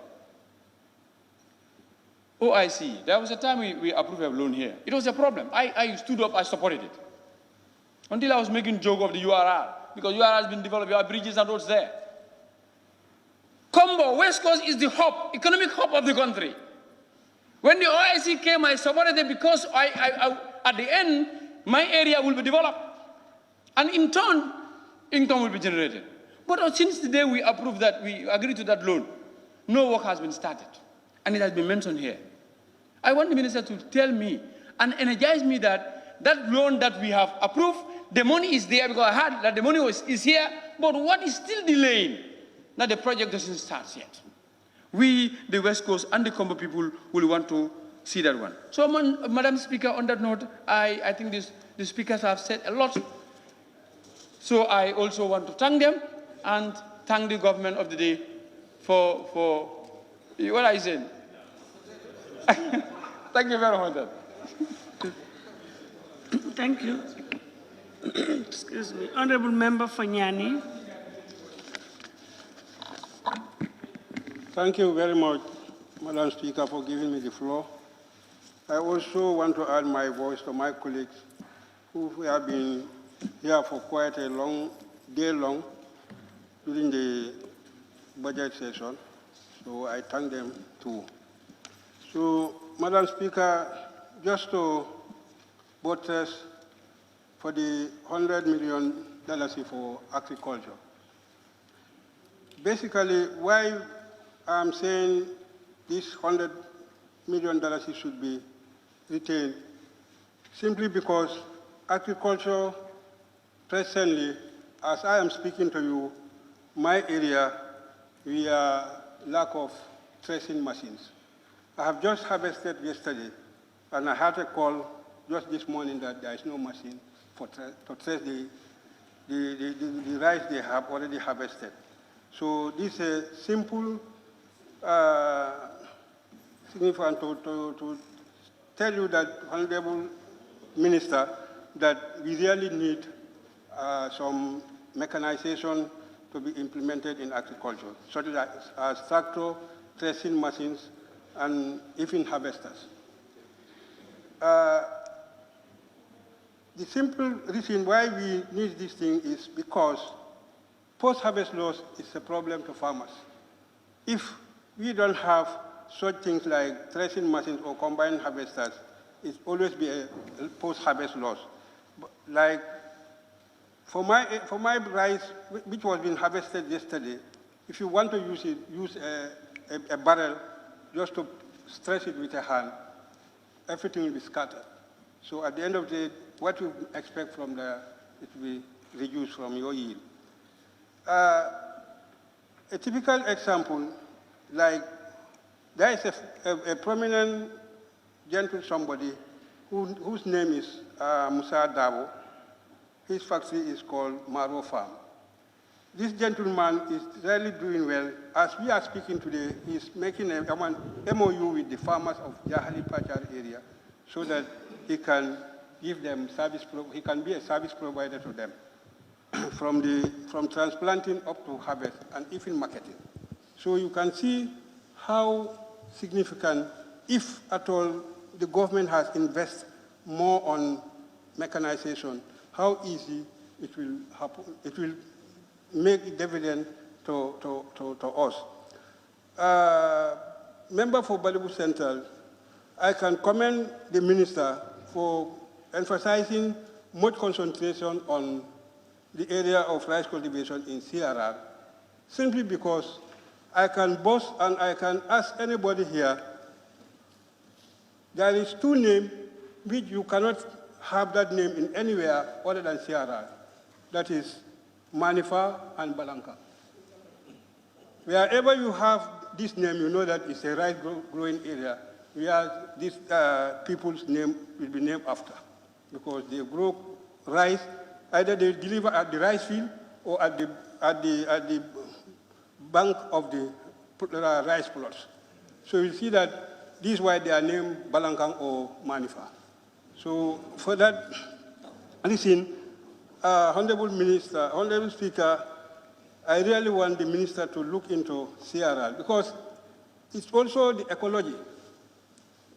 As we all know, the riverbank or the water itself, the salt water started from maybe Kauru around May, June, but the rest of the country is all fresh water. So due to that, I think this is why the most concentration has to be done in CRR. So basically, Honorable Speaker, on the side of, I have seen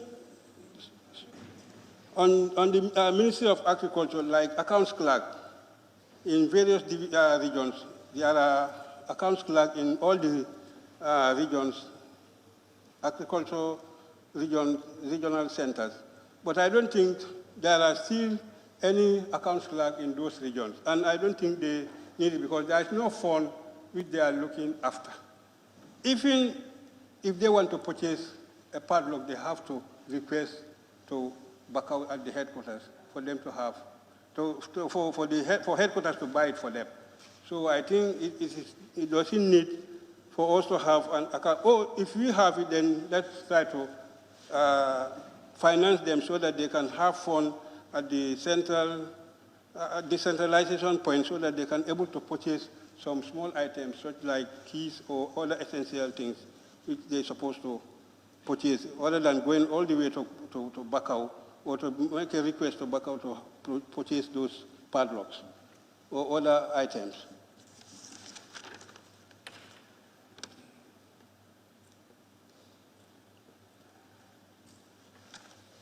So, as the Deputy Speaker has already elaborated on the groundnut sector, here, Honorable Minister, our problem is marketing.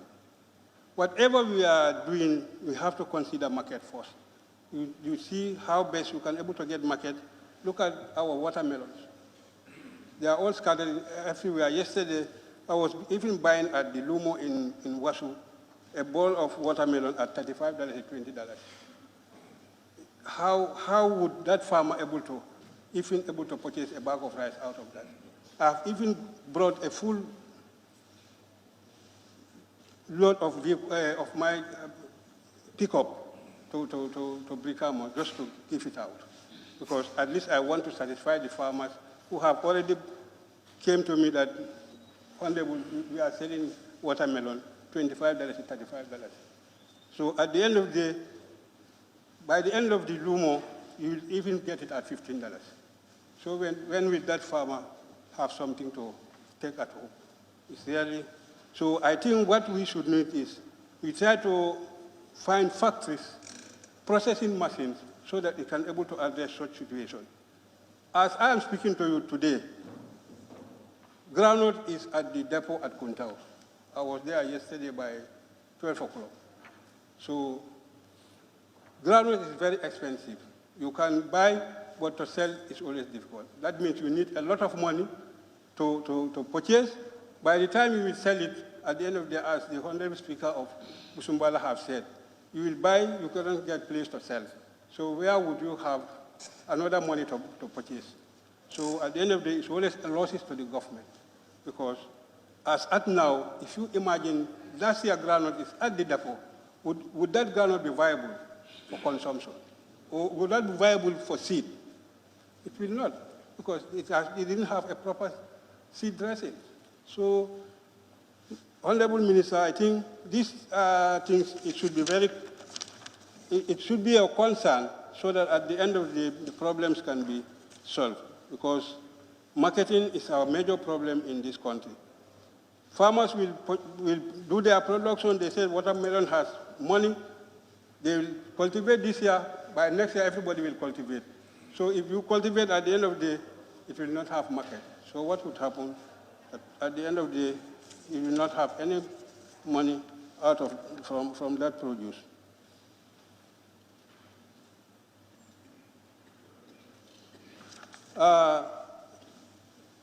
One of my colleagues also mentioned about the bridge. I think what we should consider about the bridge, which has been already constructed, the tariff should be out, because there, if you go I think as at now, how much money I have spent there would be almost about 20,000 to 30,000, because I always travel, go to my constituency. Yesterday, in fact, I paid almost 500. I crossed, then the vehicle has to come back, he crossed.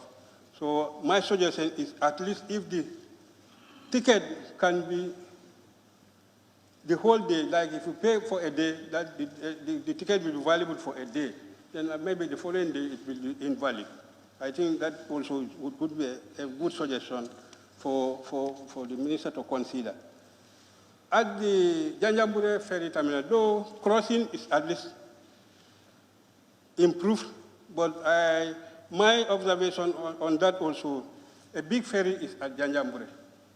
So the big ferry can take almost about 20 to 25 cars. So you see how much time it would consume. If you are at the terminal, one vehicle, before it come and collect you, it will take some hours. In fact, yesterday, one of my friends has to call me to call the captain so that to tell him that he's at oversight or he has to go via Bansang to go to Brikamaba. You see how tedious or how expensive it will cost. So I think they should have at least some quantity of vehicles which they will say, if we have 2 or 3 or 5 cars, the ferry can come and take those cars, would be better. But if they wanted to wait until a full load of that ferry, it will always be a problem and a time consumed.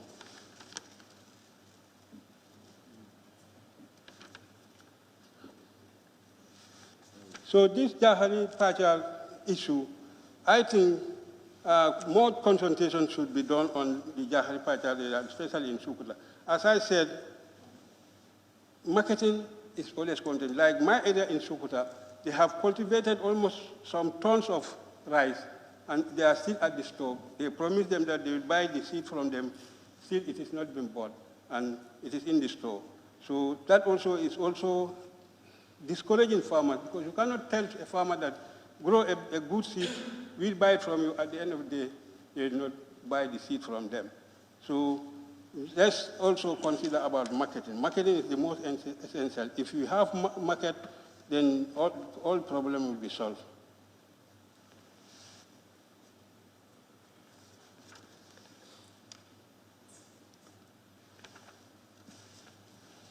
So on that note, that's all what I wanted to say about.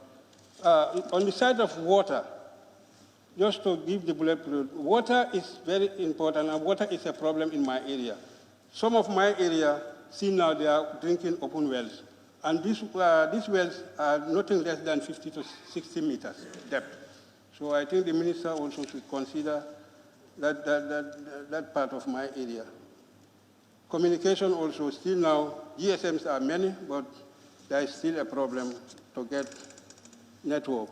So, Honorable Speaker, if you go to part 3,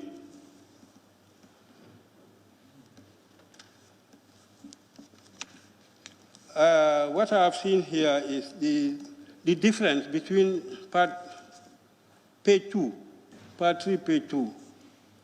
Director of Strategic Policy and Delivery.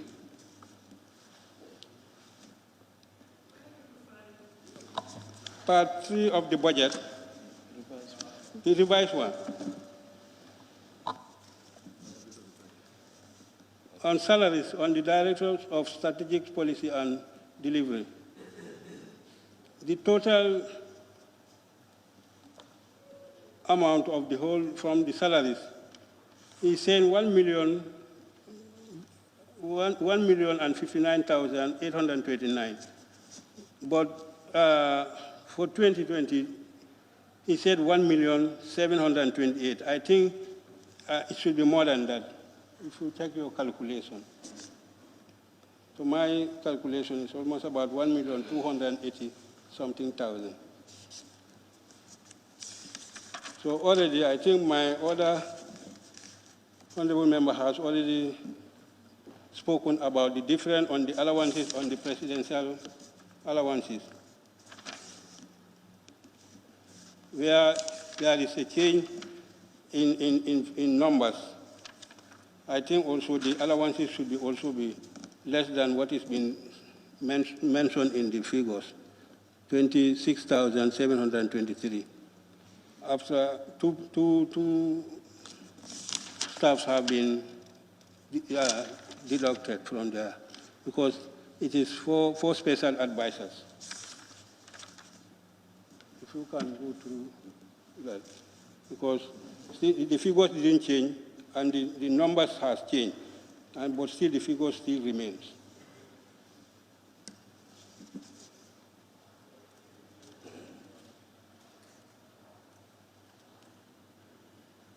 I think that was an issue that has been raised by the honorable member for Birkama North, if my memory serves me right.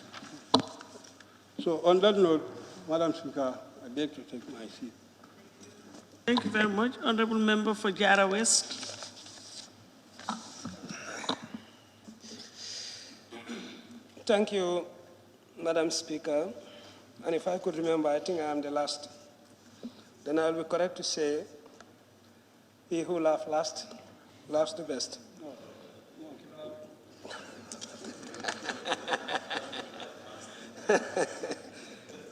Thank you, Madam Speaker. I did not want to repeat whatever I noted that has been mentioned by my colleagues to save more time. I think my present concerns are on 3 areas. But before there, I just want to connect myself to Honorable Silla and also one of the National Assembly members talking about the ferry tariff, the crossing tariff. My own findings that I have did there is they are still charging the price of a ferry crossing because they did not get a new tariff, which everybody find it unfair. Crossing a river with ferry and crossing by bridge should not be the same price. This is what people are crying for. But after finding out, they told me that we didn't get our tariff yet. So the tariff that the GPA was using is the same tariff that they're using. Now, coming to my contributions or my concerns, Honorable Minister, the Janneh Commission has submitted its reports to the government, and the white paper was prepared and published with recommendations on the findings of the Commission. And these recommendations are currently being implemented. Like one of my colleagues mentioned, we think we have to get the report because we are consulted whenever we go to our various consequences. People are interested to know what are the content of that report or the recommendation.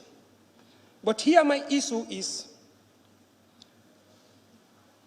there is a problem that we have since 2018. And trying to solve that problem, we are told that the issue is now under the Commission of Inquiry. That finally we cannot get anything, about that problem. That is the 9-year fertilizer stored, or 10 years now, I can say, or 11 years, because this finding was since in 2018. Fertilizer was stored in different stores in the country, and more particularly that was stored in Soma, in one of the buildings at the area council. That store was not good, the location is not good, because it is living in the midst of the village. That was our inquiry. We were trying to know about that fertilizer. Who stored the fertilizer? Why is it there still?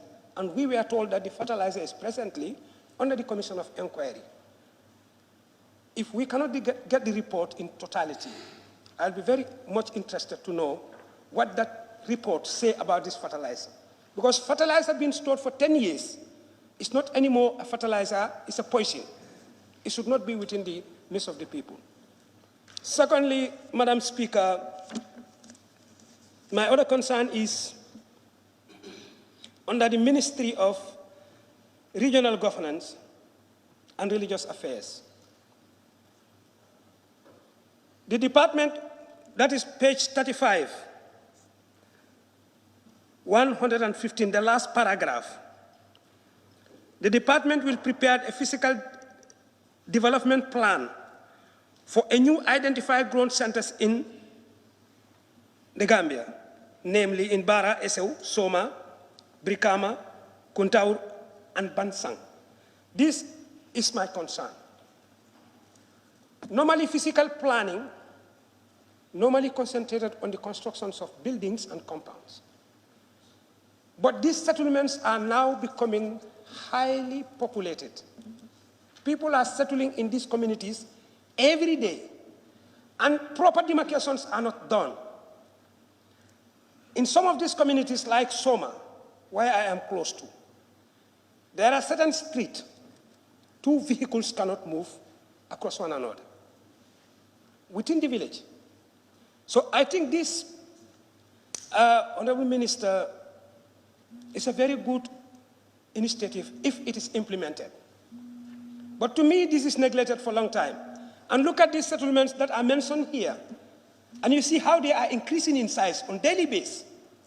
Places like Bara, places like Kuntau, you go to Jara Soma, Bansang, they are increasing every day. But no proper demarcation, no proper, road are considered. In fact, it becomes a problem sometimes when you have a fire outbreak at somewhere. Because the fire and ambulance services, I don't know, their vehicle cannot move in some of the streets. So I think this needs to be looked into, as it is in the speech, to intensify that issue. And finally, I'm not going to be like Sekuba, I'll be very brief. The last one is just to buttress what my colleagues, Honorable Member for Woolly East, mentioned. NGOs are contributing a lot in our socio-development in the country. They are doing a lot. If you go around the country, you find their intervention areas, they are really appreciated by the citizenry. And they are doing well for them. We come across some of their constraints and make a report to the plenary here. And now we see that another levy or their taxes has been increased. And the problem that we cried for previously was not solved. So I think, Honorable Minister, we have to look at that side. If not, the tax they pay on their salaries is not reduced, then at least consider this increment and take it to another figure, less than that. Thank you very much. Thank you very much. May I, at this point in time, invite the Honorable Minister to reply to the issues that have been raised and also to wind up the debate. Quite a lot of issues have arisen. Honorable Minister.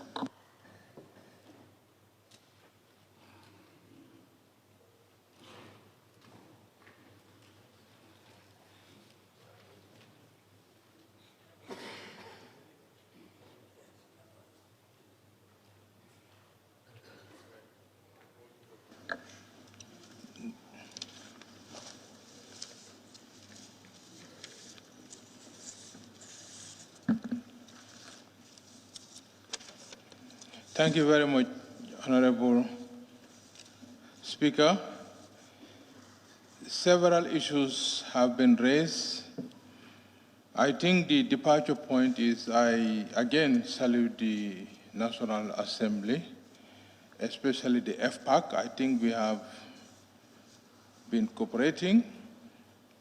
When I came here last year, I said I want to establish a very sincere and honest relationship with the National Assembly. And that every issue, I want us to deal with it in a very frank and candid manner. I think this session really is something that has revealed to me that yes, we can do business together. We have our own interest to follow, but overall is the national development of the Republic of the Gambia. The standing orders, of which we are yet to be okay with, we will look at it. I told the clerk that I think in addition to the permanent sectors, I think all ministers should also be part of a workshop so that we can all be aware with the standing orders of the National Assembly. I think looking at the speech, all the issues that have been raised sectorally, number one, I think we just start with the FPAC, that when we look at the reports, all the recommendations that were highlighted in terms of reallocation were executed. Just to repeat some of the issues that have been highlighted, of course we have answered them, but I think it's important that we go back to some of the issues. The National Audit Office, the Judiciary, the IEC, the National Audit Office, the Judiciary, and the IEC, we have not touched those. We just followed to the letter what was recommended by the FPAC, and that is in consultation with the various institutions. Number one, I think the most important sector that I think it's been repeated over and over is the agriculture one. The agriculture budget has been increased. It went up from 394 million on the previous draft to 488 million. That's the most recent draft, an increment of 94 million in the agriculture sector. The reason why we did not reach the 100 million is inside the estimate, but the reason why we did not reach it in terms of the global figure is because FPAC requested a global cut on the following lines. That is vehicle, purchase of fuel, training, official entertainments, and travel. Again, these cuts were made across the board, including the Ministry of Agriculture's 100 million increment. It can be found on page 76. It's already there, the 100 million. That's line item 251101. Subvention which were increased from 9.714 to 29.714, as discussed with the Agriculture Minister. The additional 6 million was added on the line item 2218102. That is on page 136. That's the $4 million added. For the centralized service, it went up, as what we have mentioned here, from 1.45 billion to 1.63 billion. This increment of 180 was as a result of what I have clarified here, that when we wrote to the Ministry of Justice, and it is not a compensation, it is a debt owed to Harafi, and the payments were already being made throughout 2019.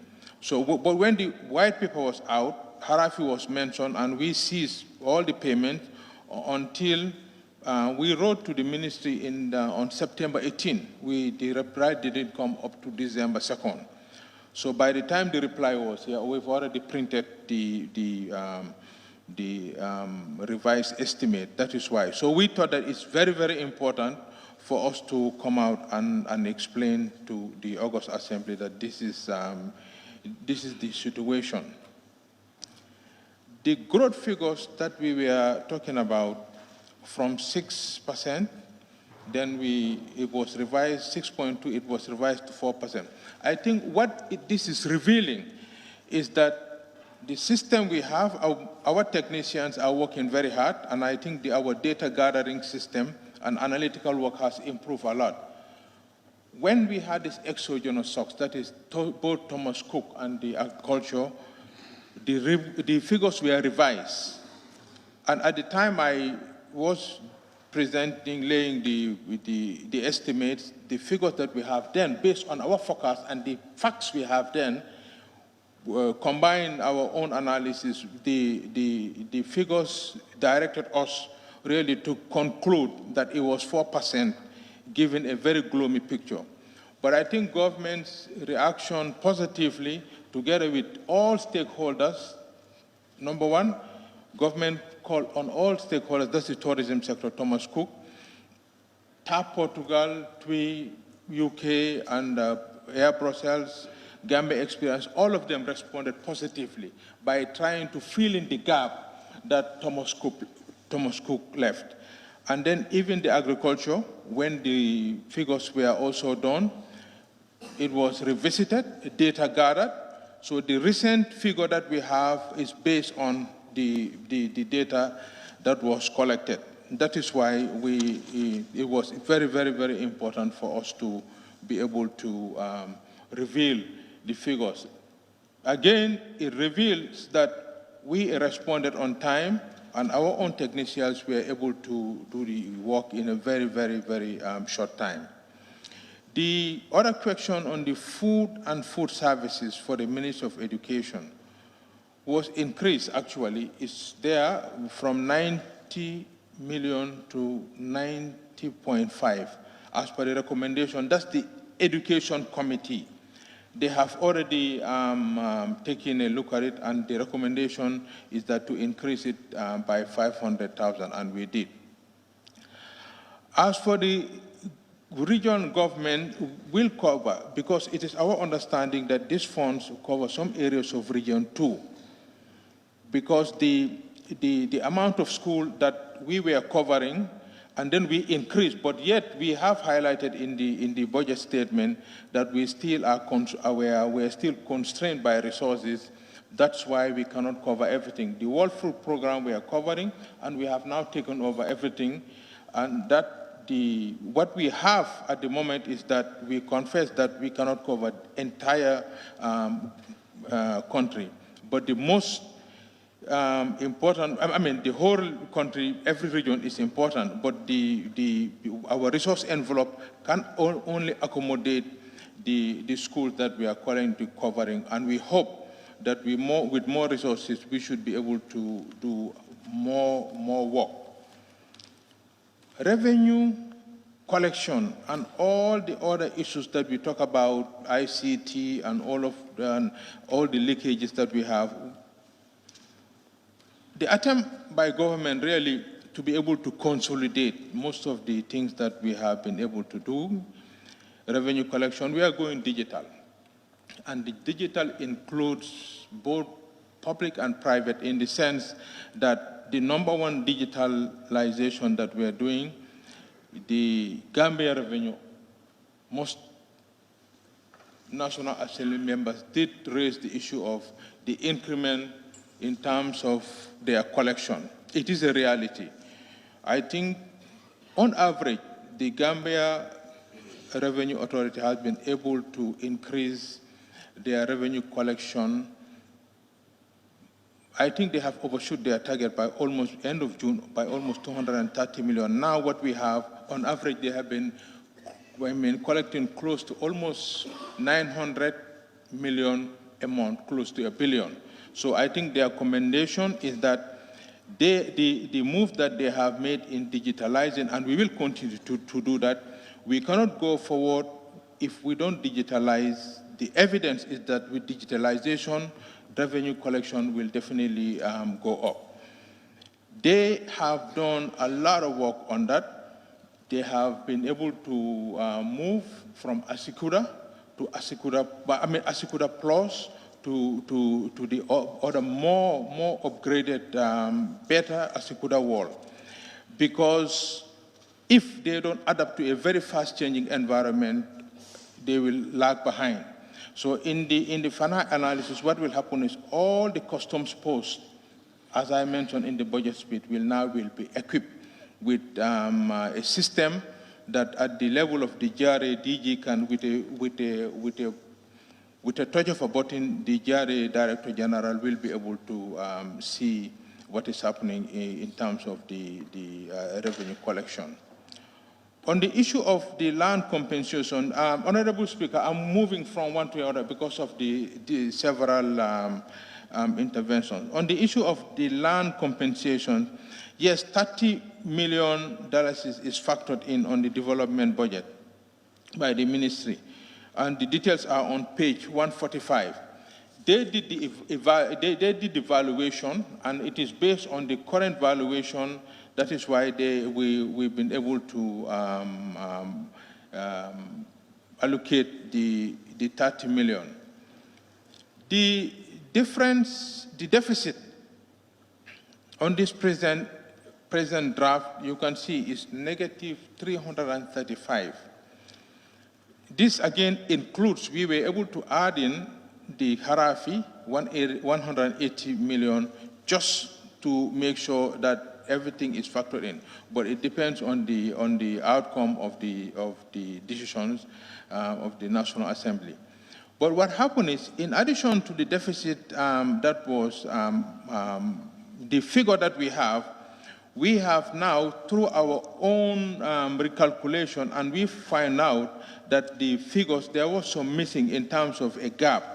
Then we've identified $102 million that was in the system. It was a system error. So we have just discovered it yesterday, and it turns out the deficit now, if you do the calculation properly, is 203 million instead of 335. I think this is a very, very, very important information. We hope that with a decision made, the amount should be able to come to very minimal, if anything. The BP money that was also asked, that is included, is in the capital revenue. That's 10 million, but the dollars is $500 million. It is on page 2, line item 1422187. I think that one it's already factored in there. The resource mobilization, the pledges that we were talking about, there is a report already being finalized by the Directorate of Planning.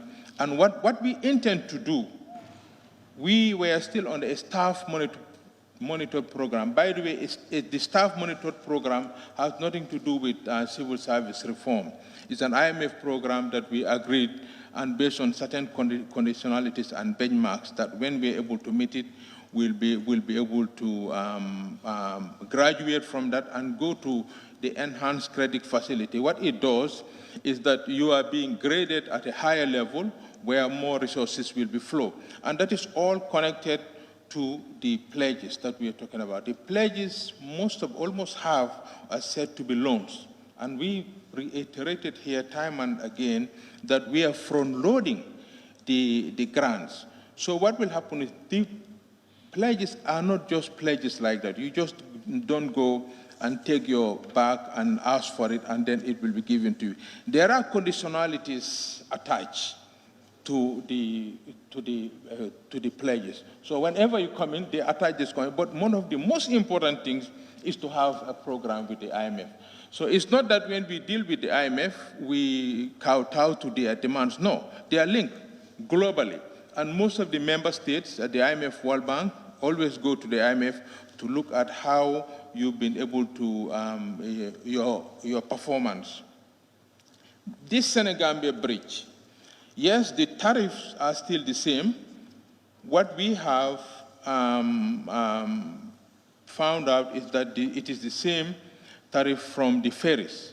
And there's a protocol that we have to follow. 90% of the users, the passengers, are from Senegal. And with our bilateral relationship, it was agreed that anytime you want to increase tariff or change, you have to inform them 3 months in advance. It is true that some people still consider it expensive, but it is the same tariff that we have been charging. One very important information that I need to share with the August body is that since the bridge was open and is operating 24 hours, not a single penny all the revenue that we are gathering is placed in a special account just to make sure that at the time we are able to use the money, we'll have enough money reserved, in particular for maintenance and the operations of the bridge. I think that is a very, very important point, that at the end of the day, all the money we are not going to take everything. We have to factor together with the line ministries to make sure that whatever we do, it is a very transparent process to ensure that the utilization of those incomes that are coming will not be something that the ministry can just come and just spend like that. In terms of the debt management that we have been talking about, the strategy is not only taking debt for consumption. We hope, and this is what we are very strong on. Currently, we are saying we cannot take anything that is not 50% concession. And in addition to that, our vision is that when you take a debt, it shouldn't be a debt that cannot create assets. It should be a debt that you cannot invest into a sector or into an area that should be able to give you at least a decent return. What we are now doing is we have a debt calendar that we know it is not something that we are not reacting, but it will be a program calendar that we know that every 3 months or every 6 months, this is what we need. But the mission and the views of the Ministry of Finance is we are doing everything possible to discourage the borrowing.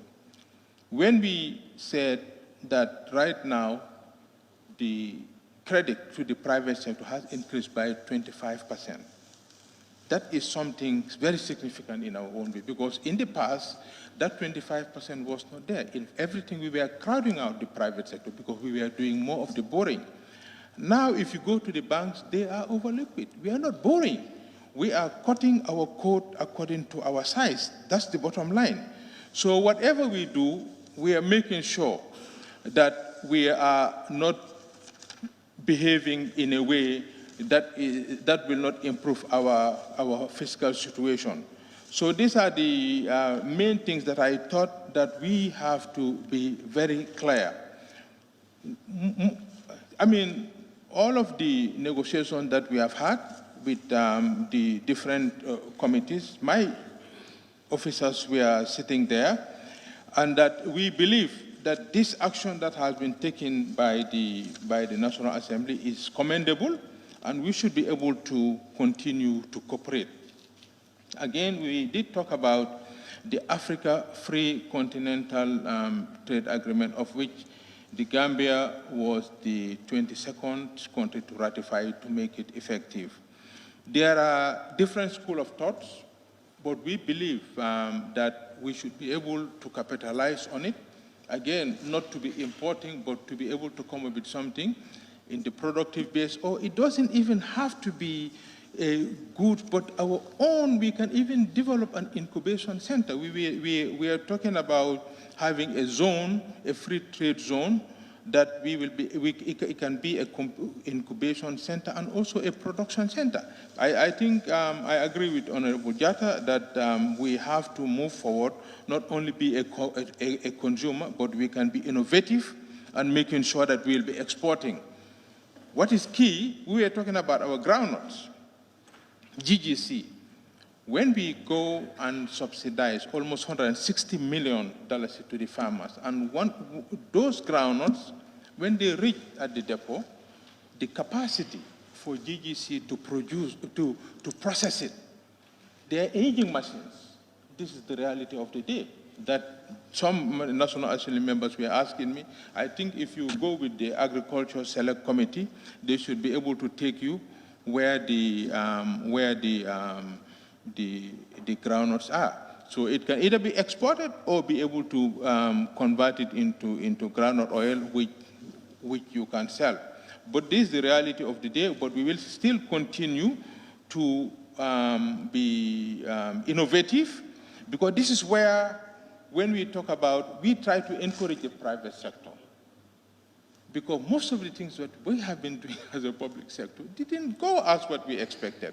So a different school of thought, we have to march somewhere that we should be able to. This is why we are trying to also promote the issue of public-private sector. We know that the agriculture sector is so sensitive that we cannot just leave it in the hands of the private sector, or even if we have to leave it in the hands of the private sector, government must be involved in the pricing and to make sure that those vulnerable people are protected. The issue of the national health insurance, yes, we've gone very far. And the whole idea is we are responding. We are responding to the needs of the people, to the most vulnerable. We have realized that in the health sector, you have people, the study has revealed that we are spending almost 22% of our income, out-of-pocket expenses, just on health. But the vision at the conceptual stage is about making the availability of health as a human right. That is why we target the initial vulnerable people, 0 to 5, pregnant women, people over 70 years old. But the civil servants are going to be contributory. It is not something free. That is why we have put in, we have allocated $100 million, and we're happy that that has not been touched. But going beyond that, there are other sources of revenue that we will be adding in for your information. The international gateway, we have also allocated there 5%, but 30% is for government. That has nothing to do with what we have given to the youth. That 5% will also be part of the health insurance, including the 100 million. The response from the partners, our development partners, have been very, very positive. The World Bank and the WHO. But the ownership, I have to inform you, is still something that is owned by Gambian. The composition of a committee, we have both public and private. We have about 4 private sector private sector participants who are very much UFE with health insurance, and they are coming in and giving their services free of charge, because we always believe that we need the private sector to come on board to be able to work with government and to see what we are doing. When we initially started, nobody was there. The World Bank was not there, the WHO was not there, and very few committee members. But we push, because we believe that now we are responding to a call for Gambians. Anybody who is exposed to certain medical conditions and issues will know that the basic treatment, you can have a civil servant or a Gambian who is sick on a Friday or Saturday, cannot have access to medication. By Monday, that person is gone. So we are hoping that it's not about only the health insurance, but we are also making sure that the clinics, the hospitals are also equipped with equipment and the drugs they needed. Just 2 days ago, I was invited to see the new gynae at the Edwards Francis Hospital, and I was impressed. I've seen a machine that I was told to do a test for that machine. It will cost you $85,000 in Senegal, and people were going up there. With these new machines that are available, and still it is going to be free. And I told the minister, I don't think we should encourage all the time the culture of free, because these consumables that will be used in this machine, at least you have people that are coming, like the National Assembly members, the ministers, at least let them pay a certain percentage, cost recovery. It cannot be free. We are not in a socialist state. We're in a state where we're a developing country. So these are the issues that we are talking about. I know my 2 big brothers, but the bottom line is we are trying to encourage cost recovery, because that way we know that, because if you talk about free, then it will be abused. Because most people have this thinking that it's a public good. Once it is a public good, it is my right to use it. I think we have had state-of-the-art scanning machines. Even to buy those films, there was no money. or a very small maintenance that is needed? Nobody. I was told that the old machines they have for the gynae clinic, they only needed $60,000 to repair it. But a patient came and they told the patient, we need $60,000 to repair. So we are trying to mobilize. That patient went to Senegal and paid $85,000 just for that test. So these are the issues that, but I am confident with what I have seen in the National Assembly, that with cooperation, I think we can really move a mountain. The levy on the youth, I am glad. I was talking about sports levy, but I will salute the honorable member from Serakunda said, why don't you add youth? Immediately when I add youth, I realized that the impact it has created, because we were going to give a small percentage. But then once we say youth and the sports, we realized that the magnitude is going to be bigger. That's why I was telling all the youth parliamentarians that you will be laughing. The minimum that we have calculated, I'm talking about minimum, is $120 million.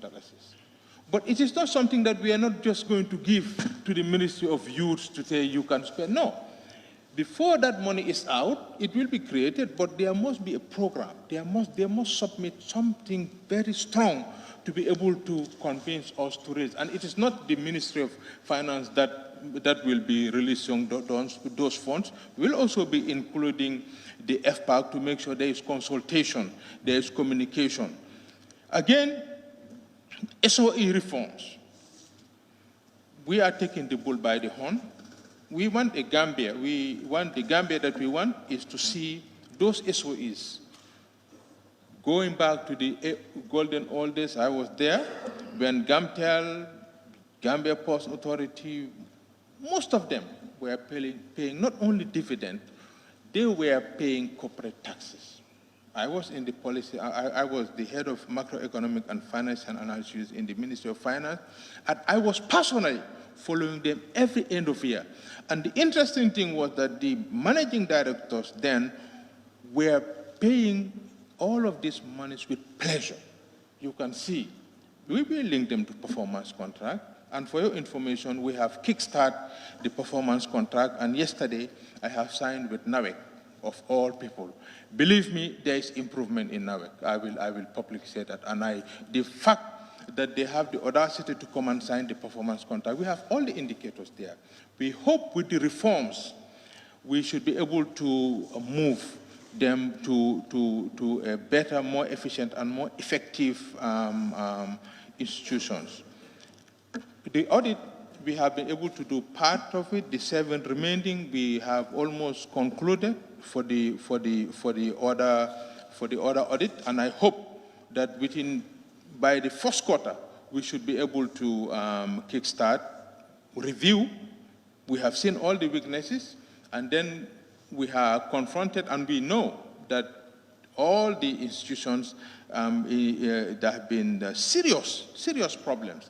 That's why we said, let us just take it all in one, so that when we are going to solve the problem, the problem will be solved together, not on a piecemeal or surgical base.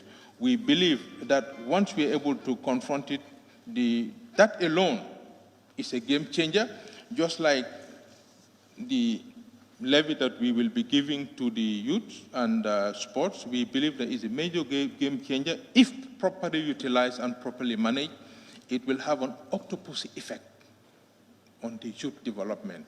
And we believe that it will go beyond that. So hopefully by the time we come back next year, we'll be able to come up and report tangible results that this is the outcome. And I'm sure the FPAC will be very much interested to continue to monitor. Again, the very strong M&E, that's what we are going to be. We want to make sure that the monitoring and evaluation will be a very solid one, and that the youths will be able to benefit. You'll be amazed of the amount of innovation that the youths are going through. I've just attended the GCCI annual gala dinner, and what I have seen there, youths coming up with programs, some things that innovative ways of doing things. I think from the ICT to trading, to a lot of these things. In fact, manufacturing. I think we need to work towards making them access to credits that are much more cheaper. Because right now, most of them, before they start the business, they are gone into bankruptcy because of the interest rate. And that government is determined to continue to work towards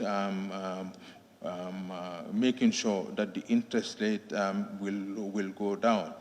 It's true that it starts from us. I think our own fiscal behavior should be able to help in making sure that we'll be able to sustain the route towards a better Gambia. I think in terms of the Treasury single account is on. We are very, very far, and that it's more of just putting it together to make sure that the bank accounts are linked, and there will be the compliance rate will increase. It's already ongoing. Most of the payments that are now being done, like the salaries in the up provinces now, is being done through mobile money. They don't have to really carry all that amount of money to the provinces. Somebody did ask about the $12 million, for is the University of Science and Technology. This is a program, it's a regional program that Gambia is benefiting. The $12 million that has just been approved is for centers of excellence. And the university is the creation, that is something that I have mentioned. It's the way forward. We believe that with a university like that, and we don't have to go to Europe or America for mentorship. I think the higher education minister was smart enough to align himself, the university, this with the Kwame Nkrumah University in Ghana. In the spirit of South-South cooperation, they've been able to sign an agreement that they will come and work with us to be able to implement what they did in Ghana. NGOs, they will always be complaining, but NGOs is just like the Gambians that are working in the international organizations in the Gambia. We cannot, they are like the Gambians, like all of us. They need to be taxed. They need to pay the income tax. They need to pay regular tax like anybody. You cannot be a Gambian in a country, in your country. You cannot be a diplomat or be exempted from certain things, from certain taxes while you are in the country. There are complaints. I don't know. I think I have to link with the local government ministry. Yeah. You know, I'm just saying that they cannot be treated any exceptional. They have to be treated like if you're a CEO of an NGO, the taxes I am paying, the taxes that honorable be paying, you have to pay that. It is normal. We have to treat you like anybody else. So there are no exemptions. Gambians who are working in diplomatic institutions here, we insist they have to pay.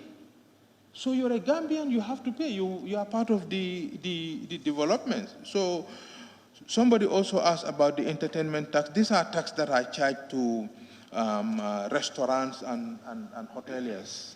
Is something that a GRA collects. The ID card issuance, there is a progressive move being made.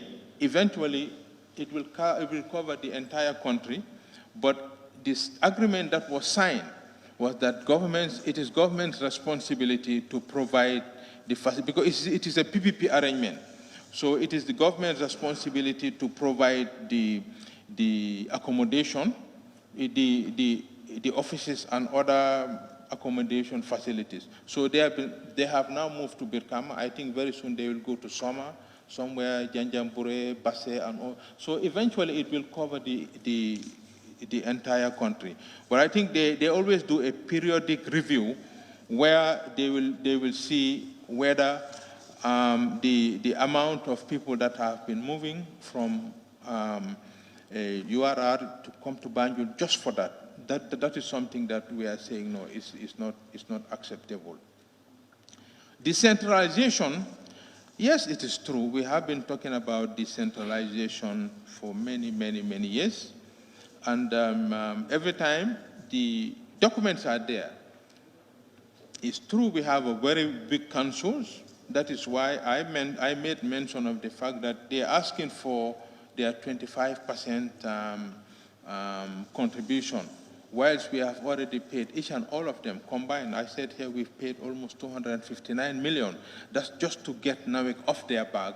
So now through the ministry, they have to meet certain conditions that they have to submit their development. They have to, their entire budget, and then they will negotiate with the Ministry of Local Government and Regional, Ministry of Local Government and Lands, and then they will come to us for the proper funding.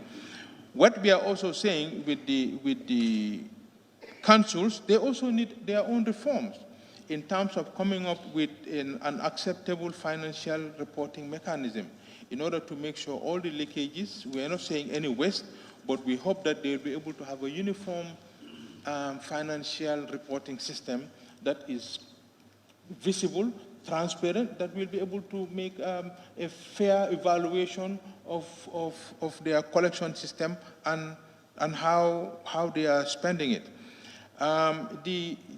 I have already talked about the Senegambia Bridge and the Jani Commission. Again, the issue of the debt restructuring, I have made mention, is not what we intend and what we expect to save from this debt restructuring. Immediately after my budget speech on Friday, the Saudi fund were waiting for me, and we've signed. Instead of 5 years, they're giving us 7 years. What is key now is what we estimate to save is about $2 billion, not the 1.7. That 1.7 was in there just to as a contingency. But when we took it out, and I have made mention of the fact that our deficit has gone way down. But why this is important, and hopefully when we come back next year, that $2 billion is, yes, it is not like a revenue that you earn, you consume. No, it is giving us a fiscal space. And we are very confident that if you give us this fiscal space during this period, we should be able to reorganize ourselves, revisit all of these policies, in particular the debt. No, we are not saying that we will not take a debt, but we hope the debts that we were going to take will create assets, and those assets should be able to give us, be able to contribute to our own revenue and for the growth of the country. So it's $2 billion that we have, we're expecting to save, and we hope that these savings that we have will be able to put it into good use. And be assured, we will be working closely with FPAC to ensure that all of the savings that we made will be put into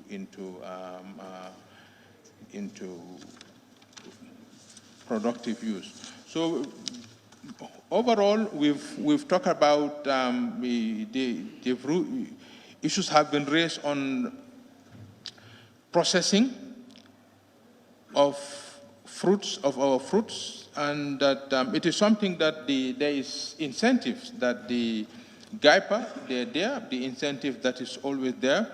The only issue is that when we talk about import substitution, that if the issue of protecting an infant industry, then you realize that this industry you are protecting, even the raw materials, 95% is imported. So what are you protecting? If you talk about job creation, fine, that one we can take it, but the transfer of know-how is not there because nothing is being manufactured. It's just a matter of partly manufactured goods coming into the country as duty-free. You just go in and plug 1 and 2, and then it is there and it's eligible for tax exemption. The other issue is the OIC. Yes, there is a process. There is a very transparent process ongoing, and that the 50 million is not in the country yet. There are procedures and processes to go through in terms of the Works Ministry. They've already identified the road networks, and that is within the Greater Banjul area, and hopefully very soon they should be able to complete the process and work will commence. They have to make it public tendering, and that I'm sure everybody will be able to see it in the papers. Honorable Speaker, I think I have attempted to, in a nutshell, address most of the issues, but I think for us as a ministry, the good news is that what we have seen in this year's session is very encouraging, and that we will be able to read the new standing order, that we can start to make sure there is early consultation. And it's not only consultation about the budget, it's about consultation to make sure whatever we've approved, we should be able to, once your oversight responsibility is done, we also have a project monitoring team that does go around. So we have to be sharing information. I think last week we talked about post-mortem. If all the problems that we have been facing, agriculture, education, and the revelation that I have made in the speech, that some sectors are struggling. Is it all because of lack of resources? I don't think so. I think it goes beyond that.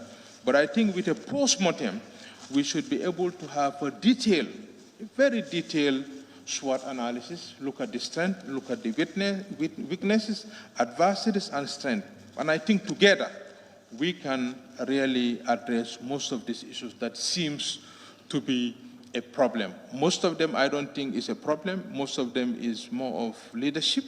It's more of what we can be able to take the bull by the horn. Again, I come back to the issue that we have mentioned.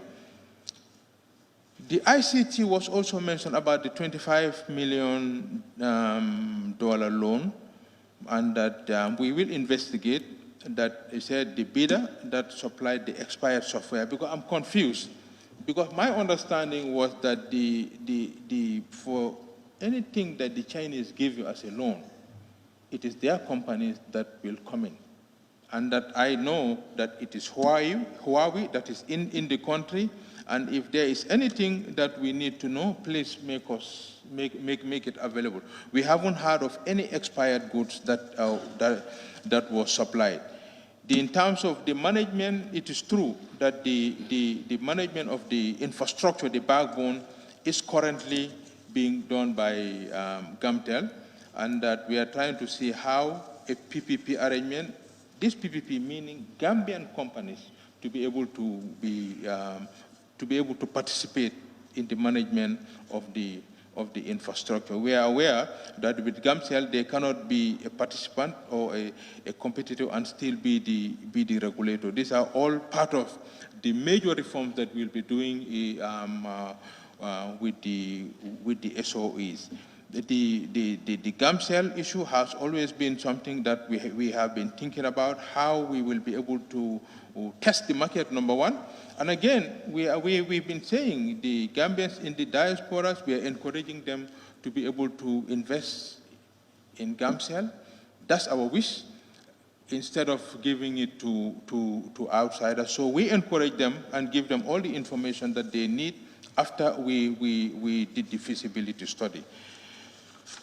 So basically, I will just hang around in the event I miss anything. We did talk about decentralization, AFTC, pledges, all of them. But the bottom line is we are willing and ready to cooperate with the National Assembly. We will be sharing information with the National Assembly. And next year, 2020, we still continue to maintain our strict policy in terms of disbursement. I'm sure that even the National Assembly sometimes we will complain that we are not disbursing, but we said, if you don't submit your activity report, we cannot give you, because you gave us a report a quarter before, this is what you want to do, and you didn't do it, and you want to come back to request for more. So these are the issues that with the FPAC committee, we are confident that we should be able to address most of the issues that looks like barriers, but they are not barriers. Sometimes it takes a little effort to be able to take that out. This, and I appeal, this letter that we received from the Minister of Justice for us to continue, I hope we should be able to paying to Harafi, because it is something that we all know, that whatever decision that is taken here, we are willing to comply. The good news is that the deficit is going down, and it will go down further, and I hope, and we hope, that by the time we come back here next year, if it is not zero, we should be able to get a very decent and sustainable deficit, because borrowing we will have to do. Under what conditions we are going to borrow, that is something that we are very strict, and we hope that we'll be able to provide enough resources for the social sectors, i.e. the national health insurance. I haven't touched much about the community, the new initiative. The constituency funds that you have, I hope you should be able to build those seed stores. I think we have, the seed stores have been coming up and up and up. I hope we will be able to act as your monitoring and evaluation agents. So we are willing. This community, this emergency community projects that we have already allocated money to, initially $5 million, we said these are things that is on the need. We have to look at it. If you need the borehole, now I'll be coming here very soon to ratify the AIB loan, very concessional loan, to solarize 1,100 schools and clinics. But all these schools and clinics, if you don't have the good roads to be able to provide those ambulances to carry the sick, then it doesn't make any sense. The whole emphasis, again, we will strongly be emphasizing on maintenance on all of these things. And the beauty is that young girls, Gambians, are now experts in this solarization. So on that, Honorable Speaker, I think I can wait for a minute to see if there are any additional questions. Thank you very much, Honorable Minister. Let me just find out from honorable members whether all the issues that they have raised have been covered. Wow, do we have to open the floor again? No. Then we'll spend the rest of the night here. I mean, if we have to take... Sorry, no, I'm just pulling the legs. We can have bilateral. I just want to be very fair. Let's just take few, and then, yes. Yes, I'll use my, he's asking who will I allow. I'll use my discretion. Yes, Honorable. I just saw one thing that I took note of that I forgot. To be cleared. Yeah, I forgot to mention the consultancy budget line item there. These are payments for Cuban doctors and South Koreans. That's where you have, that is why it's been increased. Banjul, okay, Banjul not guys, but it's for that. And again, I will come back to say that our intention now is not to be importing all these doctors. Our intention now is those young Gambians that are graduating, we are going to invest. If you see the amount of money we are spending on these doctors is a lot. So the strategy now with the Ministry of Health is to be able to train those Gambians into a specialist so that we don't have to be importing all this. Thank you. Honorable members, just remember that we still have the Committee of Supply, and most of the issues that you need clarified can be sorted out when we get down. So let us just proceed and then have enough time tomorrow to sort all these things out. And of course, I wish to thank honorable members, also the Honorable Minister and his team, and all members of staff who have been with us since morning. And to mention that in accordance with Clause 87(6), subclause 6 of the standing orders, I put the question that the bill entitled the Appropriation Bill 2020 be read a second time. Those in favor, please say aye. Those not in favor, please say no. So the ayes have it. Thank you. Clerk, can you read the bill for the second reading? Yes, please. Appropriation Bill 2020 by the Honorable Minister for Finance and Economic Affairs. Did he say 2020? Yes, okay, thank you. Thank you very much. Honorable members, as per clause 87, subclause 8 of the standing orders, I hereby resolve the Assembly into Committee of Supplies to consider the appropriation bill at the next sitting, which is tomorrow, Wednesday, the 13th of December.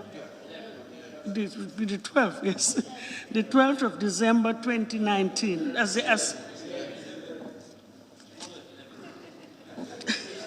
Today is the 10th. Yeah, the next sitting will be tomorrow. I know the reason. We sort of preempted that we would have finished yesterday, yes. I'm sorry.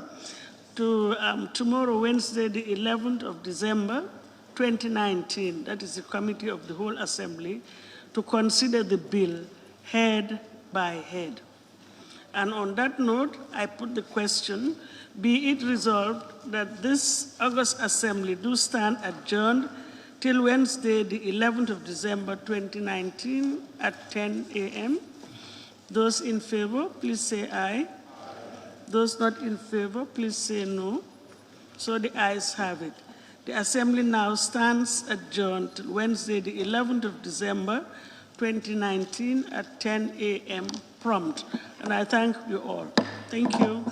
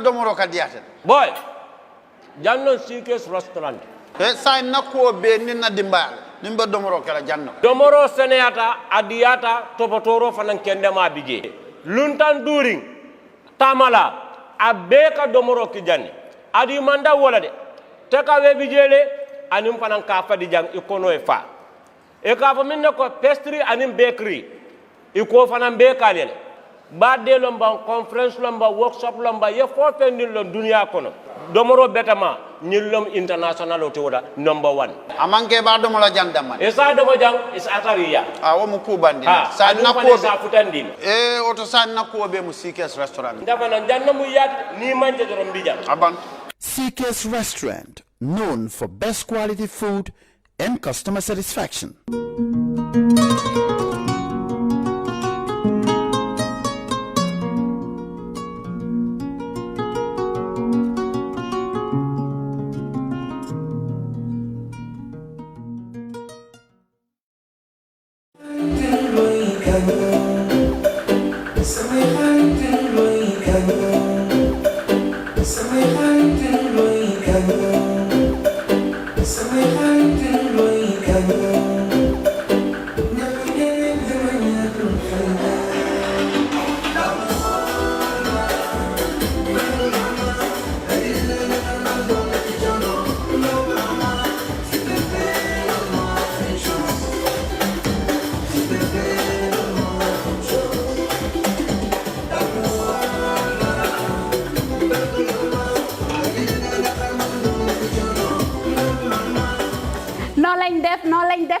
def ñooy ñëw ak yéen rek skincare plus nara jàkkaarloo ak yéen waxtaan ak yéen tuuti rek si suñu tube suñu baax emuñ rek ci ay diw waaye comme ni ngeen ko xamee rek dañoo yëngu ci ay tube te yënguwuñ nag si just any tube suñ tube bu nekk 5-star Jesna la 5-star Jesna mooy Jesna bi gën a pire moom la ñoo tube palmaan bi gën a fort moom la ñoo liggéeyee buñ demee Bamako ñun duñ dem ci marché bi rek buub indi déedéet dañ leen a jox suñu specs ne leen nii lañ ko buggee nay lañ ko buggee fóot bi nangami fóot lañ bugga pour mu mun a set waaw cuubi skincare déedéet doo ko sol mu di la taxa all over the place ci gàttal ñun rek si cuub dara du doy day des not only dañoo cuub but bu la neexee ñu cuubal la ba pare nag ñawal la ñaw fi mu gën a setee nag rek la ñoo fëlee ñetti ñawkat lañ am nañ ñawkati simple nga xam ne xoppati rek mbaa def sa taille basse def sa dagit def sa roba amul benn dawme am nañ koo xam ne moo ñoo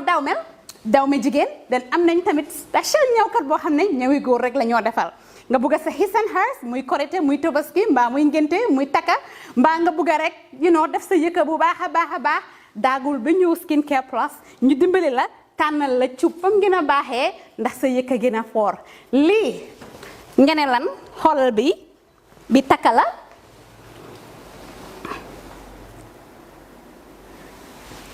skincare fii la fu léegi yéen tey we're not all about skin we are skin care and the plus does come in so many different ways.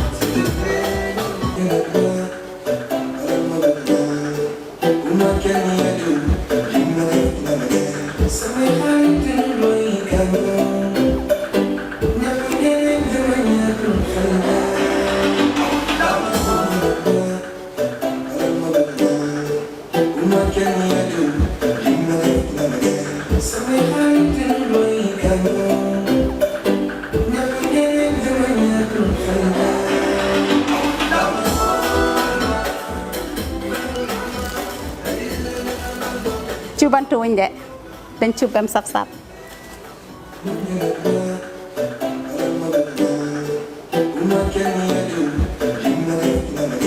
Somewhere